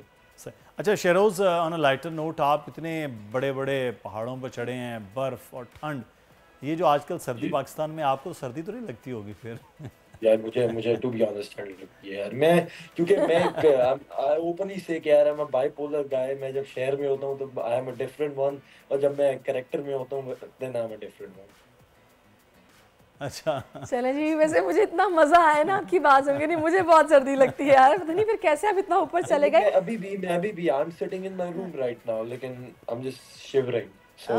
लेकिन वही बात है ना कि जब पैशन होता है तो इंसान ऊपर मैंने सवाल भी इसलिए किया, तो मुझे ना आवाज में ऐसे लग रहा है कि शायद कपकपाहट सी है। बहुत शुक्रिया शेरोज। मैं बीमार भी हूँ थोड़ा सा। अच्छा चलें, गेट वेल सून। आप सेहतमंद हो, आप पाकिस्तान का फख्र हैं, और बहुत शुक्रिया शेरोज, आप हमारे थे। ये तो बात होगी जनाब पहाड़ों पर जाने की, लेकिन मुल्क से बाहर जाने का, समंदर पार की आपने बात करनी है। बिल्कुल, पहाड़ों से अब समंदर पार पाकिस्तानियों की बात करेंगे जो जाना चाह रहे हैं, लेकिन उनको भी गाइडेंस सही नहीं मिल रही होती है कि करना कैसे है, कहाँ जाना है। हाँ, बिलखुसूस पाकिस्तानी जो चूज करते हैं ना मुदस्सिर, वो अमेरिका कनाडा जाने का उनको बड़ा शौक होता है ना, कहते हैं कनाडा जाना है, कनाडा जी। अमेरिका कनाडा जाने वालों के लिए सेगमेंट जो है वो आज हमारा वो है।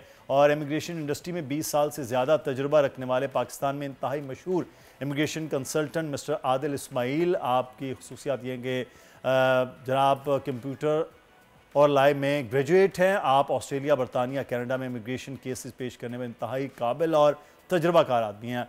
अब तक 16,000 पाकिस्तानी ख़ानदानों को बैरून मुल्क आबाद होने में मदद भी फराहम कर चुके हैं, और इस वक्त पाकिस्तान में सबसे ऊपर 10 इमिग्रेशन कंसल्टेंट फर्मों में एक के डायरेक्टर और बानी भी हैं। बहुत ज़बरदस्त। और अब इस वक्त आदिल इस्माइल साहब हमारे साथ मौजूद हैं। आदिल साहब, बहुत शुक्रिया आपके वक्त का, thank you so much for your time and good morning. सबसे पहले देखिए जी, सवाल वही है मेरा आपसे कि बहुत सारे पाकिस्तानी हैं जो कि आजकल ये खबरें सुन रहे हैं कि जी कनाडा का वीज़ा बड़ी आसानी से लग रहा है, क्योंकि भारत के साथ ताल्लुकात कनाडा के कुछ अच्छे नहीं चल रहे हैं, तो पाकिस्तानियों की मौजें हुई हुई हैं, तो क्या इसमें हकीकत है, ज़रा बताइएगा। देखिए, ये बिल्कुल ऐसा नहीं है, ये मिथ है, लोग कैपिटलाइज करते हैं। और हमारी इंडस्ट्री ऑब्वियसली, जैसे मैं हमेशा कहता हूँ कि हमारी इंडस्ट्री में लोग पैसा ज़्यादा बनाते हैं और लोगों को ज़्यादा बनाते हैं, तो इस वजह से जो है ये मिथ हो जाती है। जब तक आप देखें, लॉ अबाइडिंग कंट्री है, जब तक आप क्राइटेरिया को फुलफिल नहीं करेंगे, जब तक आप नॉर्म्स को जो है ना वो नहीं पूरा कर रहे होंगे, तब तक आपको वीज़ाज नहीं मिलेंगे। ऐसा नहीं है कि किसी कंट्री के बैन होने की वजह से हमारी मौजें हो जाएंगी, ये कतई नहीं है। आपको बहरहाल क्राइटेरियाज को, जो भी रिक्वायरमेंट्स हैं, उनको फुलफिल करना ज़रूरी है। अच्छा, 2-3 तरह से आदिल साहब लोग जा रहे होते हैं। एक वो है जो जॉब के लिए, एक वो लोग हैं जो स्टडी वीज़ा के ज़रिए जा रहे होते हैं, और कुछ लोग हैं फैमिली पूरी मूव करना चाहते हैं। तो हम कैटेगराइज करके, हम अगर स्टूडेंट्स हैं, अभी नौजवान हैं, वो अपनी पोस्ट डिग्री के लिए को जा रहे हैं, या जो स्टार्ट बिल्कुल जाना चाह रहे हैं, तो क्या तरीकाकार होना चाहिए, क्या ऐसा है कि सबसे पहले वो करें? क्योंकि हर बंदा कहता है मसला ही कोई नहीं, आपको ऐसे भिजवा देंगे, करना क्या ऐसा है?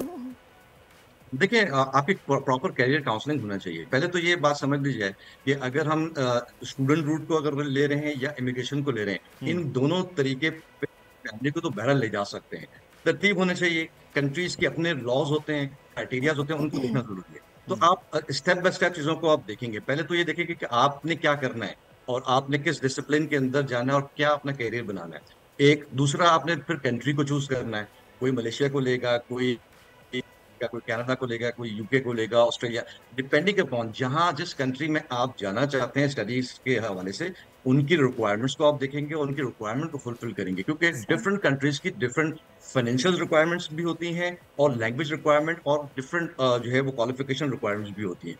तो रूट्स तो बहुत सारे हैं, बट डिपेंडिंग अपॉन हमारे चूंकि सिलसिला यही है कि लोग प्रॉपर गाइडेंस नहीं करते हैं, फोकस्ड ऑन मनी मेकिंग ज्यादा है हमारे यहाँ।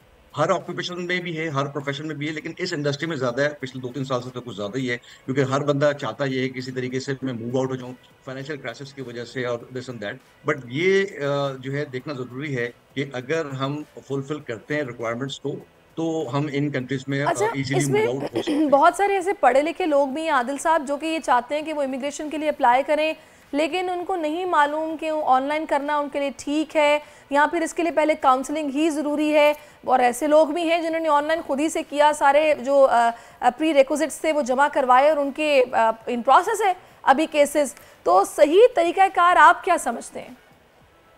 देखिए, दोनों तरीके का सही है। हम तो अपने प्लेटफॉर्म से एजुकेट कर ही रहे होते हैं और इसीलिए मीडिया पे भी अपीयरेंस यही होती है कि लोगों को आगाही फराहम की जाए।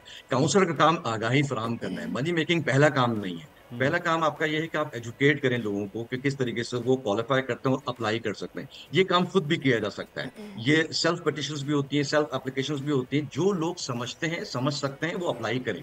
बट अगेन, हर बंदा भी पांचों के लिए बराबर नहीं होती। हर बंदा जो है वो खुद से ही अपनी मेडिसिन लेकर जो है इलाज नहीं कर सकता। उसको किसी एक्सपर्ट के पास जाना होता है। इमिग्रेशन लॉज हैं, उसको समझना जरूरी होता है, और कहीं पे वो स्टकअप ना हो जाए, कहीं उसका जो है वो एप्लीकेशन में प्रॉब्लम ना आ जाए, उसके लिए रेमेडी करने के लिए पहले ही किसी ऑनबोर्ड ले लें, क्योंकि आप सर्विसेज हायर करें। हमारे जो फुकदान है समझने का कंसर्न का वो ये है कि एजेंट है और वो डंकी लगा के भिजवा देगा, या जो है उसके ताल्लुकात है एम्बेसी में तो वो भिजवा देगा। नहीं, काउंसलर का मतलब जब तक हमारी आवाम को नहीं समझ में आएगा कि काउंसलिंग कंसल्टिंग फर्म जो है वो इम्प्रूवमेंट के लिए होती है, कि आपको काउंसल करती हैं डूज एंड डोंट्स बताने के लिए, और आपके जो है एप्लीकेशन को किस तरीके से ताकि आपके चांसेस ऑफ सक्सेस बढ़ जाएं। ये मेन काम होता है और इसके अगेंस्ट में एक सर्विस फीस चार्ज की जाती है। तो अनफॉर्चुनेट है कि ये इसको डिफरेंटली जो है वो चार्ज भी किया जाता है और डिफरेंटली रिपोर्टेड भी किया जाता है। सही। अच्छा, अगर आदिल साहब बात करें आज, क्योंकि हम थोड़ा सा स्पेसिफिक अमेरिका और कनाडा के हवाले से बात कर रहे हैं, तो ये तासुर हुआ कि अमेरिका में जैसे ट्रंप की जब गवर्नमेंट आई उसके बाद मुश्किल हो गई थर्ड वर्ल्ड कंट्रीज़ का वहाँ जाना। कनाडा रिलेटिवली आसान है। अगर एक ही केस है, एक ही तरह के लोगों के इमिग्रेशन का मामला है, तो क्या वाकई कनाडा रिलेटिवली आसान है कंपैरेटिवली यूएस? हाँ, देखिए, यूएस के अंदर तो पॉइंट बेस्ड सिस्टम और immigration laws for skill professionals without job offer वो इतने आसान तो नहीं थे। लेकिन ये जरूर हुआ है कि पिछले 2 साल के अंदर यूएस ने अपना जो प्रोग्राम है EB-2 जो 2016 से चल रहा था, अब पाकिस्तानी भी जो है इसमें अप्लाई कर सकते हैं। तो यूएस भी एक बेहतर, कंपैरेटिवली अगर कनाडा से देखेंगे तो यूएस बेटर डेस्टिनेशन है ड्यू टू द डाइवर्स जो है ना मार्केट है, इनकी इकोनॉमी अच्छी है, स्टैंडर्ड लाइफ अच्छा है आपका, और जो एंटरप्रेन्योर ऑक्यूपेशन जो इकोसिस्टम है वो भी बहुत ज्यादा आपका स्ट्रांग है। तो इस बुनियाद के ऊपर और एम्प्लॉयमेंट अपॉर्चुनिटीज की बुनियाद के ऊपर यूएस को ज्यादा प्रेफरेंस मिलती है। तो मैं समझता हूँ कि यूएस इस वक्त हाई टारगेट है और इसमें स्किल्ड प्रोफेशनल्स इजीली क्वालिफाई कर देते हैं। वेयर एज कनाडा ऑब्वियसली सदियों से चला आ रहा है, लोग अप्लाई करते हैं, बट पिछले कुछ 2-3 साल से हमने ये देखा है कि ना यहाँ पर माइग्रेट करना थोड़ा सा मुश्किल हो गया है। उसकी वजह यह है कि ना नंबर ऑफ एप्लीकेशंस बहुत ज्यादा हो गई हैं और कट ऑफ बहुत हाई है पॉइंट्स का, क्योंकि वो पॉइंट सिस्टम है, बैलेटिंग सिस्टम है। तो यहाँ पर आपको इंतजार बहुत ज्यादा करना पड़ता है और अपनी किस्मत में जो है ना उसके ऊपर आपने रिलाई करना होता है। तो देयरफॉर मैं अब एक बेहतर मार्केट भी है कंट्री के हवाले से भी, और इस प्रोग्राम जो EB-2 के नाम से इस वक्त बड़ा मशहूर है और हो रहा है और लोग इसको बहुत तेजी के साथ अप्लाई कर रहे हैं, ये प्रोग्राम ज्यादा सूटेबल है फॉर इस लेबर के लिए नहीं है, ये अनस्किल के लिए नहीं है। ये बेसिकली है highly skill and skill professional जिनके पास कम से कम भी 4 साल की बैचलर्स डिग्री और 5 साल का प्रोग्रेसिव वर्क एक्सपीरियंस है। इसमें कोई आइल्स की अच्छा, इसमें आदिल साहब मुझे एक चीज और बताइए। अच्छा, इसमें कोई आइल्स की आप कह रहे हैं रिक्वायरमेंट नहीं है? सही। एज भी नहीं है, प्रोफेशन नहीं है। प्रोफेशन बहरहाल हम प्रेफर करते हैं, लेकिन प्रोफेशन भी हर प्रोफेशन अप्लाई कर सकता है, खासतौर पर हेल्थ केयर हैं, IT वाले हैं, एआई का बड़ा, अभी आपको पता है कि दुनिया एआई के ऊपर ही है, और 2030 तक जो है ग्लोबल एआई जो है आपका, वो तकरीबन $1800 बिलियन के ऊपर पहुंचेगा मार्केट इसका।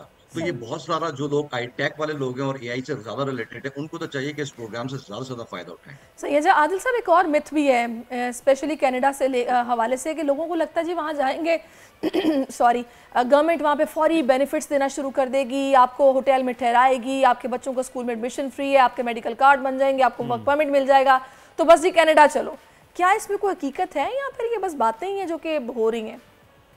नहीं, ऐसा नहीं है, कुछ हकीकत, कुछ फसाना वाली बात है ये कि बेसिकली तो कनाडा की खासतौर पे हम बात करें तो वेलफेयर कंट्री है। जाते के साथ हाँ, आपको होटल में तो नहीं ठहराएंगे, ना आपको कोई टिकट देंगे। बेसिकली जो गवर्नमेंट काम करती है वो ये करती है कि जब आप माइग्रेट करके थ्रू प्रॉपर करके आते हैं या किसी भी लीगल पाथवे से आप आते हैं और रिजाइड करते हैं वहां पर, तो आपको फ्री मेडिकल, तभी ये वेलफेयर कंट्री कहलाई जाती है, तभी लोग इनकी तरफ करते हैं। तो ये फ्री एजुकेशन जरूर है फैमिली के लिए, फ्री मेडिकल जरूर है, और इसी तरीके से अगर आप कुछ अरसा अनएम्प्लॉयड रह जाते हैं तो अनएम्प्लॉयमेंट अलाउंसेस भी मिलते हैं। तो ये कंट्रीज में आज की बात नहीं, बहुत सदियों से ये बात चली आ रही है कनाडा में खासतौर पर, और same is the case with US भी है। तो इन कंट्रीज का ऑब्वियसली अगर ऑन टॉप अगर देखेंगे तो सबसे ज्यादा फवाइद में यही जो है ना फैक्टर आते हैं। सही, बहुत शुक्रिया आदिल साहब, आप हमारे साथ मौजूद थे। आदिल इस्माइल, और बड़ा क्लियरली कि जिन स्किल्स है हाईली क्वालिफाइड हैं उन लोगों के लिए रास्ते और ज़्यादा यूएस जाने के आसान हैं, लेकिन जो लोग समझ रहे हैं कि यहाँ से उठेंगे और पहुँचेंगे और सब कुछ ठीक हो जाएगा, ऐसा मुमकिन नहीं है। उसके लिए मेहनत भी है और उसके लिए कोशिश भी है। बिल्कुल। अभी हम एक ब्रेक लेना है, ब्रेक के बाद वापस आते हैं। आप देखते रहिए दुनिया बोल है। आजकल जिंदगी ही सुबह आउट ऑफ कंट्रोल है, दुनिया बोल है, दुनिया बोल है। Welcome back. अब हमें बात करनी है पाकिस्तान में जान बचाने वाली अद्वियात से लेकर मुख्तलिफ अमराज की रेगुलर जो मेडिसिन तक तमाम दवाओं की कीमतों में 20% तक इजाफा रिकॉर्ड किया गया। महंगाई मुदस्सिर हर तरफ हो गई है। बिल्कुल, जबकि मेडिकल स्टोर्स और फार्मेसी पर नाजायज़ कमीशन और मुनाफे की शरह इससे कहीं ज़्यादा है। कहने को तो हम मुसलमान और ये मुस्लिम मुआशरा, लेकिन यहाँ जान बचाने वाली 100-800 रुपये वाला इंजेक्शन 3500 में फ़रोख्त हो रहा है, और ये इंकशाफ खुद ड्रग रेगुलेटरी अथॉरिटी के क्रैकडाउन के दौरान हुआ है। आपको एक रिपोर्ट दिखाते हैं जी, तो इस पर मज़ीद बात होगी।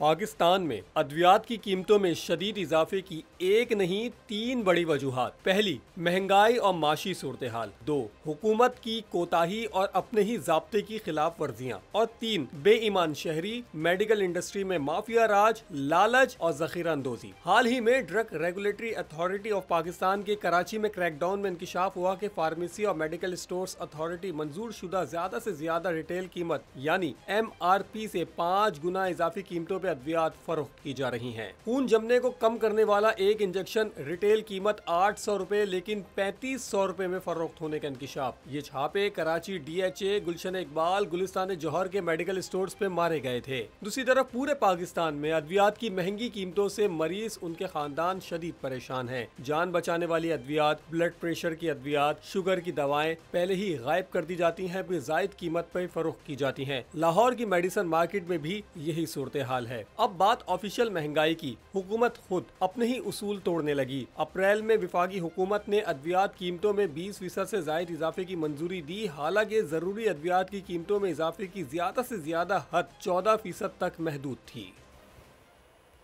सूरत हाल पर हम बात करेंगे। डॉक्टर शेख कैसर वहीद साहब हमारे साथ मौजूद हैं, साबिक चेयरमैन है PPM में। सबसे पहले तो डॉक्टर साहब बहुत शुक्रिया आपके वक्त का।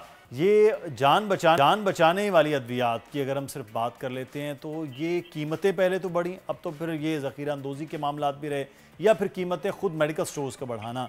लेकिन पूरी दुनिया में जान बचाने वाली अद्वियात हमने ये सुना है कि उसकी कीमतें कम होती हैं निस्बतन बाकी जो भी मेडिसिन, जो भी ड्रग्स होती हैं। क्या वजह है पाकिस्तान में इस जानिब इस तरह तवज्जो नहीं है? बहुत शुक्रिया सबसे पहले तो आपका कि आपने आज इस मौजू पे जो इस वक्त बहुत ज्यादा बवासाद इदारे एक मकसद में है कि अवाम को हम क्या जवाब दें। पाकिस्तान का अवाम, हमें भी पता है कि इस वक्त जो महंगाई की सूरत हाल है और जब अद्वियात का नाम मिलना, एक मरीज जब अस्पताल में या किसी वजह से क्रॉनिक बीमारी में या एक्यूट फेज में होता है तो उसके लिए दवा की जरूरत कितनी शदीद हो जाती है। निगरान हुकूमत, हम सबको पता है या आवाम को शायद ना पता हो कि वो किसी को जवाबदेह नहीं है और अकले कुल के मानी होते हैं उनके पास, क्योंकि जवाबदेही नहीं होती उनकी किसी के आगे। इस वजह से जब मुंतखब नुमाइंदे आते हैं वो एटलीस्ट पार्लियामान में जवाबदेह होते हैं और पता जी पंचायत जाना है अपने अवाम की हल होता है। तो जो वजीरे जो महकमा है इस वजारत सेहत का, वो इस वक्त अच्छा वैसे डॉक्टर साहब मैं ये चाहूँ फिर से रब्ता करें, क्योंकि आपकी आवाज़ में ना कुछ डिस्कनेक्ट हो रही है, बार बार हम तक सही से आपकी बात पहुंच नहीं पा रही, ताकि समझने वालों को भी आसानी हो कि आप क्या बता रहे हैं। क्या वजह हुई कि जो जान बचाने वाली अद्वियात में रिकॉर्ड इजाफा हो गया, वो गोली जो कि 108 रुपये की मिलती थी या फिर 800 की थी वो 3000 तक चली गई। इतना ज़्यादा मतलब डिफरेंस यहाँ पे 10-20 रुपए की बात नहीं है, यहाँ पर तो हज़ारों रुपए ऊपर लिए जा रहे हैं। तो ये मुनाफाखोरी जो कि हो रही थी तो उस पर क्रैकडाउन अब हुआ, बहुत पहले होना चाहिए था, क्यों ना हो सका, हम ये भी आपसे जानने की कोशिश करेंगे। और दूसरा, ये जो अद्वियात के रेट्स हैं, क्या वजह है, क्या हम लोग इम्पोर्ट करवा रहे हैं मेडिसिन ज़्यादातर जिसकी वजह से कीमतें ज़्यादा हैं, या फिर क्या इसके पीछे फैक्टर्स इन्वॉल्व हैं? जो आम जो दवा है वो शहरियों को इतनी महंगी मिल रही है जिससे लोग परेशान है। ठीक है महंगाई हुई है, लेकिन मेडिसिन एटलीस्ट, वैसे तो ये रियासत की जिम्मेदारी होती है बुनियादी तौर पर कि वो शहरियों को ये हक दे कि उनको एटलीस्ट सेहत की सहूलियात जो हैं वो फ्री ऑफ कॉस्ट मिलें। चलें ये तो हमारा नसीब नहीं है, लेकिन जो मिल रहा है पर वो इतना महंगा नहीं मिलना चाहिए कि गरीब आदमी की अफोर्डेबिलिटी से बाहर हो। मुदस्सिर कि मतलब बाज़-औक़ात ऐसा हम देखते हैं कि लोग मजबूर होते हैं, उनको पैसे मांगना पड़ते हैं इलाज के लिए, तो बड़ा दुख होता है। ये पाकिस्तान की फार्मास्यूटिकल इंडस्ट्री के हवाले से भी ये खबरें रहीं कि बहुत सी इंडस्ट्रीज़ के साथ कोविड के दौर में भी फार्मास्यूटिकल इंडस्ट्री ज़्यादा तरक्की करती रही, उसके बाद भी जहाँ रियल स्टेट तरक्की कर रहा था, यहाँ टेक्सटाइल इंडस्ट्री थी, फार्मास्यूटिकल जो है वो एक्सपोर्ट में बहुत आगे रही है। तो उसके बावजूद क्या वजह है कि आम आदमी को वो दवा सस्ती नहीं मिल पा रही है? जब भी डॉक्टर साहब बात कर रहे थे वो ये इम्पॉर्टेंट पॉइंट था कि जो गवर्नमेंट का रेट ऑफ लॉ है वो नहीं हो पा रहा। तो डॉक्टर साहब कंटिन्यू कीजिएगा जो आप गुफ्तगू कर रहे थे कि निगरान हुकूमत। लेकिन सर जो एक मामला है कीमतों का बढ़ जाना, एक फार्मास्यूटिकल से जहां से कंपनी से निकली है वहां भी तो अद्वियात की कीमतें आपने पिछले 3 साल में बहुत रैपिडली बढ़ती देखी हैं।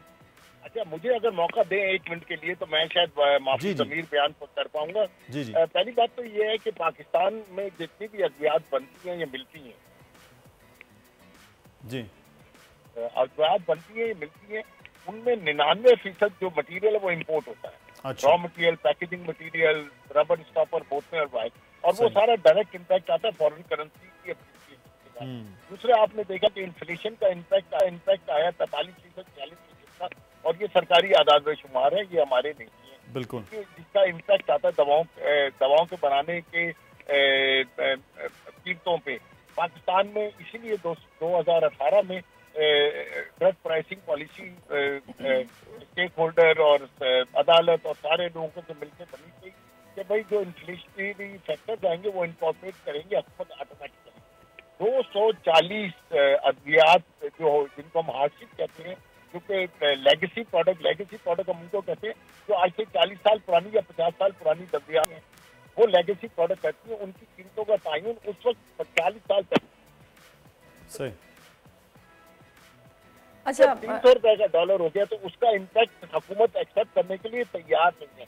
ये प्रॉब्लम हो गई जिसकी वजह से अच्छा वो तमाम दवाएं ऐसी हैं जो क्रॉनिक यानी कि सारी जिंदगी मरीजों ने वो दवा खानी होती है। एपिलेप्सी की दवा है, हेपरिन है, इस तरह की। इस वक्त तो प्रॉब्लम ये हो गया कि जो बेहोश करने वाली गैस है वो अस्पतालों में नहीं है, हेपरिन नहीं है, खून के दवाओं का, खून के जमने का मामला के है, तो इस वक्त तो ऑपरेशन नहीं हो पा रहे या डिले हो रहे हैं। तो इस तरह की सिचुएशन है। और जो वज़ारत सेहत है वो बात कर रही है इस वक्त के भाई हम इंटरनेशनल स्टेक होल्डर्स को बुला के उनको बताएं पोलियो का क्या इशू है या टीबी का इशू। टीबी की दवा तो पाकिस्तान में मिल ही नहीं रही, तो टीबी की बनाने वाली अद्वियात की 3 कंपनियां थी, 2 बंद हो गई, 1 रह गई, वो बना नहीं। तो ये चीज ग्राउंड रियलिटी को कोई अमल करने के लिए तैयार नहीं है, ना समझने के लिए तैयार है। तो अगर तो डॉक्टर साहब, अगर तो डॉलर की कीमत कुछ नीचे आती है, जिसका वैसे तो कोई इम्कान नहीं है, तो ही मुमकिन है कि शहरियों को अद्वियात सस्ती मिले, इसके अलावा कोई चारा नहीं है, कोई दूसरा ऑप्शन नहीं है। देखिए, इसमें मैं एक बात, बुनियादी बात बता दूं कि WHO ने 135 दवाओं को कहा ये एसेंशियल मेडिसिन है। ये हर हालत में, हर मुल्क में इनकी अवेलेबिलिटी होनी चाहिए। इनकी कीमतों का तयन, जैसे हमारे पड़ोसी मुल्क बांग्लादेश या इंडिया में उन्होंने तयन करके रख दिया, तो ये अद्वियात एसेंशियल दवाएं, इनकी कीमतों का तयन तो हुकूमत वक्त करेगी। बाकी तमाम कंपटीशन के हिसाब से अवेलेबिलिटी होगी। आप अगर वाइटामिन की कीमतों का और मामूली अद्वियात आदि के छोटे कीमतों का तयन करते फिरेंगे, जो कि हुकूमत वक्त कर नहीं सकती, उनके बस का नहीं है। वो ना आटे को कंट्रोल कर पा रहे हैं, ना तेल को कंट्रोल कर पा रहे हैं। किसी भी खाने की चीज जो 24 घंटे रोज एक इंसान 3 दफा जो खाना खाता है, वो उसकी फिक्र, उसको तो वो कंट्रोल कर नहीं पा रहे। लेकिन दवाओं की कीमतों के मामले में बड़े सेंसिटिव हो जाते हैं। जबकि एक रफी अंदाजे के मुताबिक 24 करोड़ आवाम में से 10 से 15% आवाम ऐसे जो मुसलसल दवा जिनको खानी पड़ती है, यानी कि तकरीबन क्रॉनिक एलिमेंटल या सारी उम्र उनको दवा खानी पड़ती है। एपिलेप्सी के मरीज हैं, हाइपरटेंशन के, ब्लड प्रेशर के हैं, कैंसर के मरीज हैं, उनको ये दवाएं लेनी पड़ती है सारी चीजें। लेकिन वो 10 से 15% है पूरी पॉपुलेशन के। खुशकिस्मत ये पाकिस्तान की कोई 55% आबादी 30 साल से कम है, और उनको दवाओं की कीमतों की इस हद तक की जरूरत होती है जिससे कि बुजुर्ग शहरियों को। लेकिन डॉक्टर साहब, एक चीज़ यह है कि आम आदमी क्या है, जैसे हमने मुख्तलिफ दिनों में हमने रिपोर्ट भी दिखा रहे थे कि एक आदमी है, वो कह रहे थे कि मैं अपने वालिद साहब के लिए मेडिसिन लेकर जाता था, 1 हफ्ते की वो मेडिसिन का तकरीबन 700 से 800 रुपया खर्च था। अब एकदम से पिछले तकरीबन 1-1.5 साल में वो कह रहा है कि वही खर्च 3,500 में चला गया है। तो सर, इतना ज्यादा फर्क अद्वियात की कीमत हमारे मुल्क की बदकिस्मत ये है कि ब्लैक, हर चीज की ब्लैक, जब भी कोई चीज शॉर्ट होती है, इस वक्त हमारे डायलेमा जो सबसे बड़ा हमें अवाम नास को बताने में मुश्किल आ रही है कि जब असल दवा बनाने वाले दवा नहीं बना पाएंगे तो नकली दवा आने का खतरा बढ़ जाता है, जिसको हम स्पूरियस दवा कहते हैं या जाली दवा कहते हैं, उसका खतरा बहुत बढ़ गया। फिर ब्लैक मार्केटिंग शुरू हो जाती है। फिर स्मगल दवाइयाँ जिनका कोई कंट्रोल टेम्परेचर नहीं होता, हमें नहीं पता वो किस सोर्स से आई है और उसके टेस्टिंग मटीरियल क्या है, उनका वो खतरा बढ़ जाते हैं। जब असल दवा बनाने वाले या दवा लाने वाले वो दवा बाजार में देने से काफिर होते हैं, तो ये प्रॉब्लम बढ़ जाती है। इन चीजों को हम समझाने की कोशिश कर रहे हैं।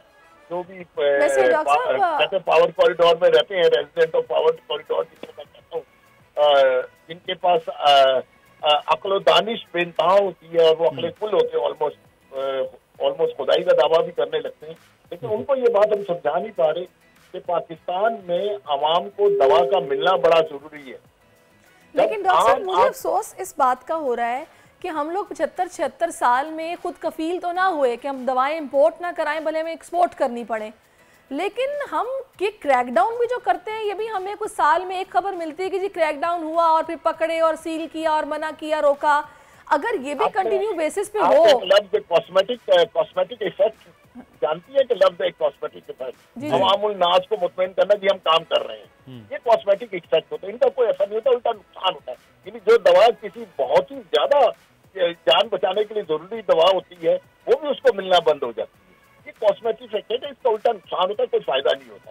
क्योंकि आगे एक छापा मारेंगे, 10 दुकानदारों को पकड़ लेंगे, 20 दुकानदारों, उसका कोई इम्पैक्ट नहीं होता। इसका असल में तो जो जड़ है प्रॉब्लम की, कि हम कहते हैं कि ड्रग प्राइसिंग पॉलिसी 2018 की, उसके ऊपर आप अमल करें और उसके मुताबिक जो उसमें क्लॉजेज हैं उसके मुताबिक अमल करें। हम कोई आपसे ये नहीं कह रहे कि भाई आप।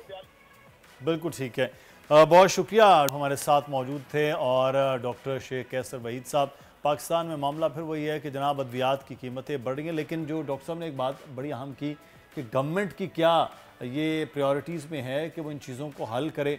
और दूसरी जानिब इम्पोर्ट होता है सारा मटीरियल, रॉ मटीरियल तमाम का तमाम इम्पोर्ट होता है, उसकी कीमतें बढ़ रही हैं, तो उसकी सूरत हाल क्या होती है। जनाब बहरहाल आगे बढ़ेंगे और पाकिस्तानियों के ही किस्मत का अहवाल आगे क्या है इन फ्यूचर वो जानते हैं। अब आगा बहश्ती हमारे साथ मौजूद होंगे कि नया साल तो आ गया है, तो नए साल में होना क्या है। अस्सलाम वालेकुम आगा साहब। जी वालेकुम सलाम, और आप सबको और देखने वालों को आगा बेशती के गिलगित बल्तिस्तान की ठंडी फजाओं से आप सबको सलाम पहुंचे। अभी भी पहाड़ों पे मौजूद हैं आप?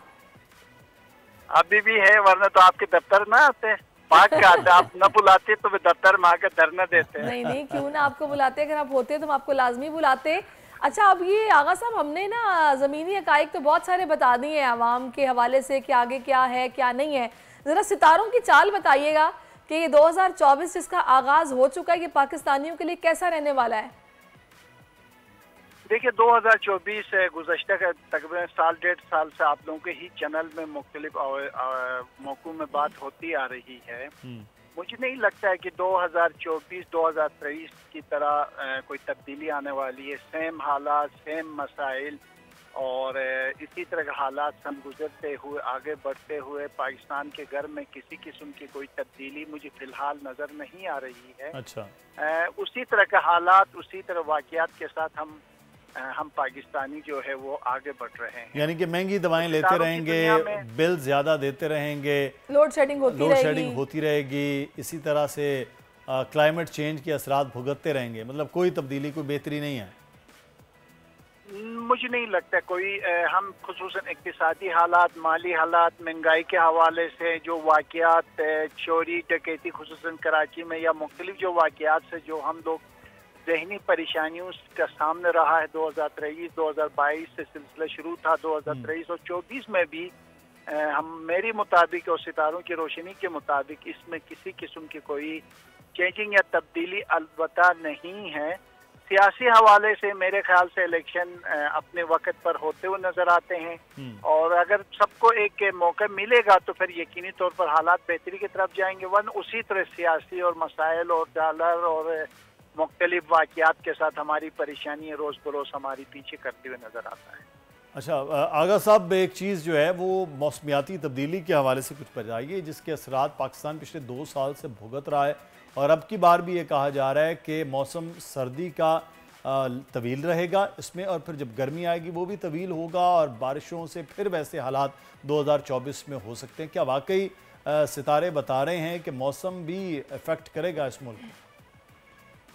असल में आपको एक बात बताऊं, गिलगित बल्तिस्तान पहाड़ी इलाका है और यहाँ पर शदीद बर्फबारी होती है, मगर इस साल सर्दी बहुत है मगर बर्फबारी बिल्कुल नहीं हुई है। अच्छा। और मैं आपको ये भी बता दूं कि मुझे लगता है कि इस दफा ये जो बर्फ होता है, ये जो बर्फ के जो पहाड़ है, इनके ऊपर मुझे लगता है कि बहुत शानदार तरीके से गर्मी का असर पड़ेगा। और इस दफा गिलगित बल्तिस्तान में खुशक साल है, पहाड़ बिल्कुल खाली है, सर्दी अपनी जगह पर बाकी है, मगर जिस अंदाज से बर्फबारी होती न होना यहाँ, इसलिए यहाँ पर बीमारियां भी बढ़ी है। मुझे लगता है कि लोग कहते थे कि मौसम तब्दील हो, कभी हम सोचते थे कि गिलगित बल्तिस्तान में कोई बर्फबारी ना हो, ऐसा कोई महीना होगा, तो अब हमें यकीन आया कि वाकई बहुत तब्दीली आई हैं, और इसके ऊपर अहले अरबाब जैसे सोचने वाले लोगों को, मौसमियात के ऊपर काम करने वालों को ज्यादा तवज्जो देने की जरूरत है कि ये कैसे हो गया कि इस तरह के हालात, और मुझे लगता है इस दफा बड़ा असर पड़ेगा।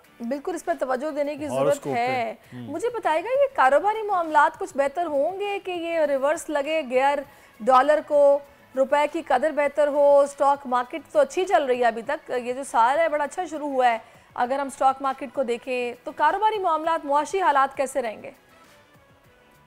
देखिए स्टॉक मार्केट से तो पाकिस्तान नहीं चल सकता ना, ये स्टॉक मार्केट में तो एक कारोबारी लोगों का अपने एक कारोबार है, वहाँ पर हम ये तो नहीं कह सकते स्टॉक मार्केट के थ्रू पाकिस्तान चलेगा। जिस अंदाज से एक गरीब, मुझ जैसे गरीब आदमी किस हद तक जनाब अली मसाइल से निकल सकता है, तो मैं गरीबों को देखते हैं, महंगाई को देखते, चीनी, आटा, डालडा को देखते हैं, और फिर उसका आलमी सतह पर महंगाई और उसके जो बढ़ते उरूज को जब हम जायचे की रोशनी में देखते हैं, तो मुझे नहीं लगता है कि आवाम के लिए कोई अच्छी कोई खबर आने वाले वक्त, और बिलखुसूस 8 फरवरी के बाद भी कोई मजीद मसाइल की निशानदेही है।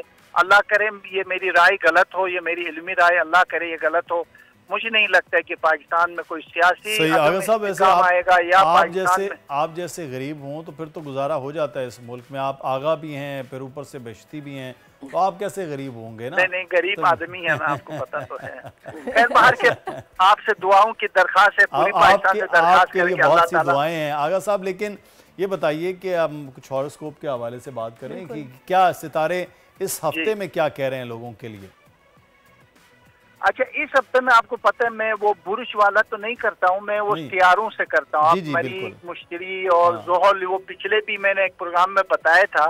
मरीख के माते जितने बुरुश आते हैं तकरीबन 5-6 पास का तकरीबन लाखों करोड़ों इंसानों के जो सितारे होते हैं जिनके मातेहत जो है वो हम बुरुश देखते हैं, जैसे तलु देखते हैं, हूत देखते हैं, सुम्बुला देखते हैं, मेज़ान देखते हैं, सरतान देखते हैं। ये जो चीजें मैं बता रहा हूँ इनमें जो है वो काफी चीजों में बेहतरी आ रही, जाती जिंदगी में, जाती हवाले से, कारोबार के हवाले से, सफर के हवाले से। और जिन लोगों के अगर वीजों के लिए कनाडा, अमेरिका, यूरोप के लिए जिन्होंने वीजे डाले हैं तो उनके लिए सफर की निशानदेही हो रही है, घरों की तब्दीली हो रही है, मकान की जो जाती हवाले से जो है वो बहुत शानदार है। जैसा आप सबका जो है मामला, चैनल के मामला जो है वो घर भी तब्दील हो रहे हैं, जो बाहर जा रहे हैं उनके लिए भी आसानी हो रही है, तो फिर सभी सामान बांध देना, जिन्होंने घर बदलना है वो भी और जिन्होंने बाहर जाना है वो भी। आगा साहब सही कह रही हूँ? जी जी, उनके लिए बहुत जबरदस्त है। सही। तो सैरिश ने भी जाना है बाहर, तो घूमने फिरने तो देखें मुदस्सिर, कोशिश पूरी है, अब छुट्टी आप देखें। मगर मैं आपको बता 2024 में सैरिश चली जाएगी बाहर। अच्छा, ये आपने पेशगोई कर दी? चले जी, बेहतर। जी मैंने कर दिया आपकी। सैरिश बाहर चली जाएंगे स्टूडियो से बाहर, तो वो जानेंगे। अच्छा, लेकिन आगा साहब किन लोगों के लिए मुश्किलात है? कुछ क्या आपने बताया कि बेहतरी हो रही है, सफ़र भी हो रहा है, लेकिन वो कौन से ऐसे सितारे रखने वाले लोग हैं जिनके लिए मुश्किलात भी हैं इस वक्त, बंदिशें हैं? अच्छा, मुश्तरी के मातेहत, जो मुश्तरी के सियारे के मातेहत जो लोग आते हैं उसमें सरतान और हूत जो है, सरतान जो हूत के जो मातेहत लाखों करोड़ों इंसानों की जो जिंदगी है उसमें देखते हैं कि वो कुछ गलत फैसले करेंगे, जल्दबाजी में नुकसान उठाएंगे। मसलन जुआ के तरफ जा सकते, जुआरी जो होंगे वो बड़े डिफाल्टर होंगे, बैंकों के जो लोन लेंगे उनके लिए मुश्किलात होगा, अदा नहीं कर सकेंगे। और खुसूसन जिनकी मातेहत इस सियारे के या इस सितारे के मातेहत या इस बुरुज के मातेहत जो लोग हैं, वो जिनके मकान जलने के खतरात ज्यादा है या कारोबार है, फैक्ट्री है, उनके लिए थोड़ा सा ये मुश्किल है। इसलिए सदकात देते रहे ताकि अल्लाह ताला ये बला मुसीबतें जो है वो डाल दे और दूर करे इंशाल्लाह, आमीन। अच्छा बताइएगा, ये अकरब के हवाले से क्या आप बताएंगे? अकरब जो है बुर्ज, अच्छा अकरब इस वक्त बहुत बेहतरीन पोजीशन में है। अच्छा। अकरब जो है वो 4 घरों को लेकर आगे बढ़ रहा है, किसी की सफर के मौकों के साथ आगे बढ़ रहा है, शादी नहीं है तो उनकी शादी की खुशियाँ, अगर कोई अजीज या कहीं कोई दूर है, कोई शौहर या किसी के बच्चे दूर है तो उनकी मुलाकातों का सिलसिला नजर आती है। अकरब वालों के लिए ये साल 2024 खुदबख्ती और उरूज के साल नजर आता है। जी चलें, बहुत शुक्रिया। बहुत से लोगों के लिए मुश्किलात हैं।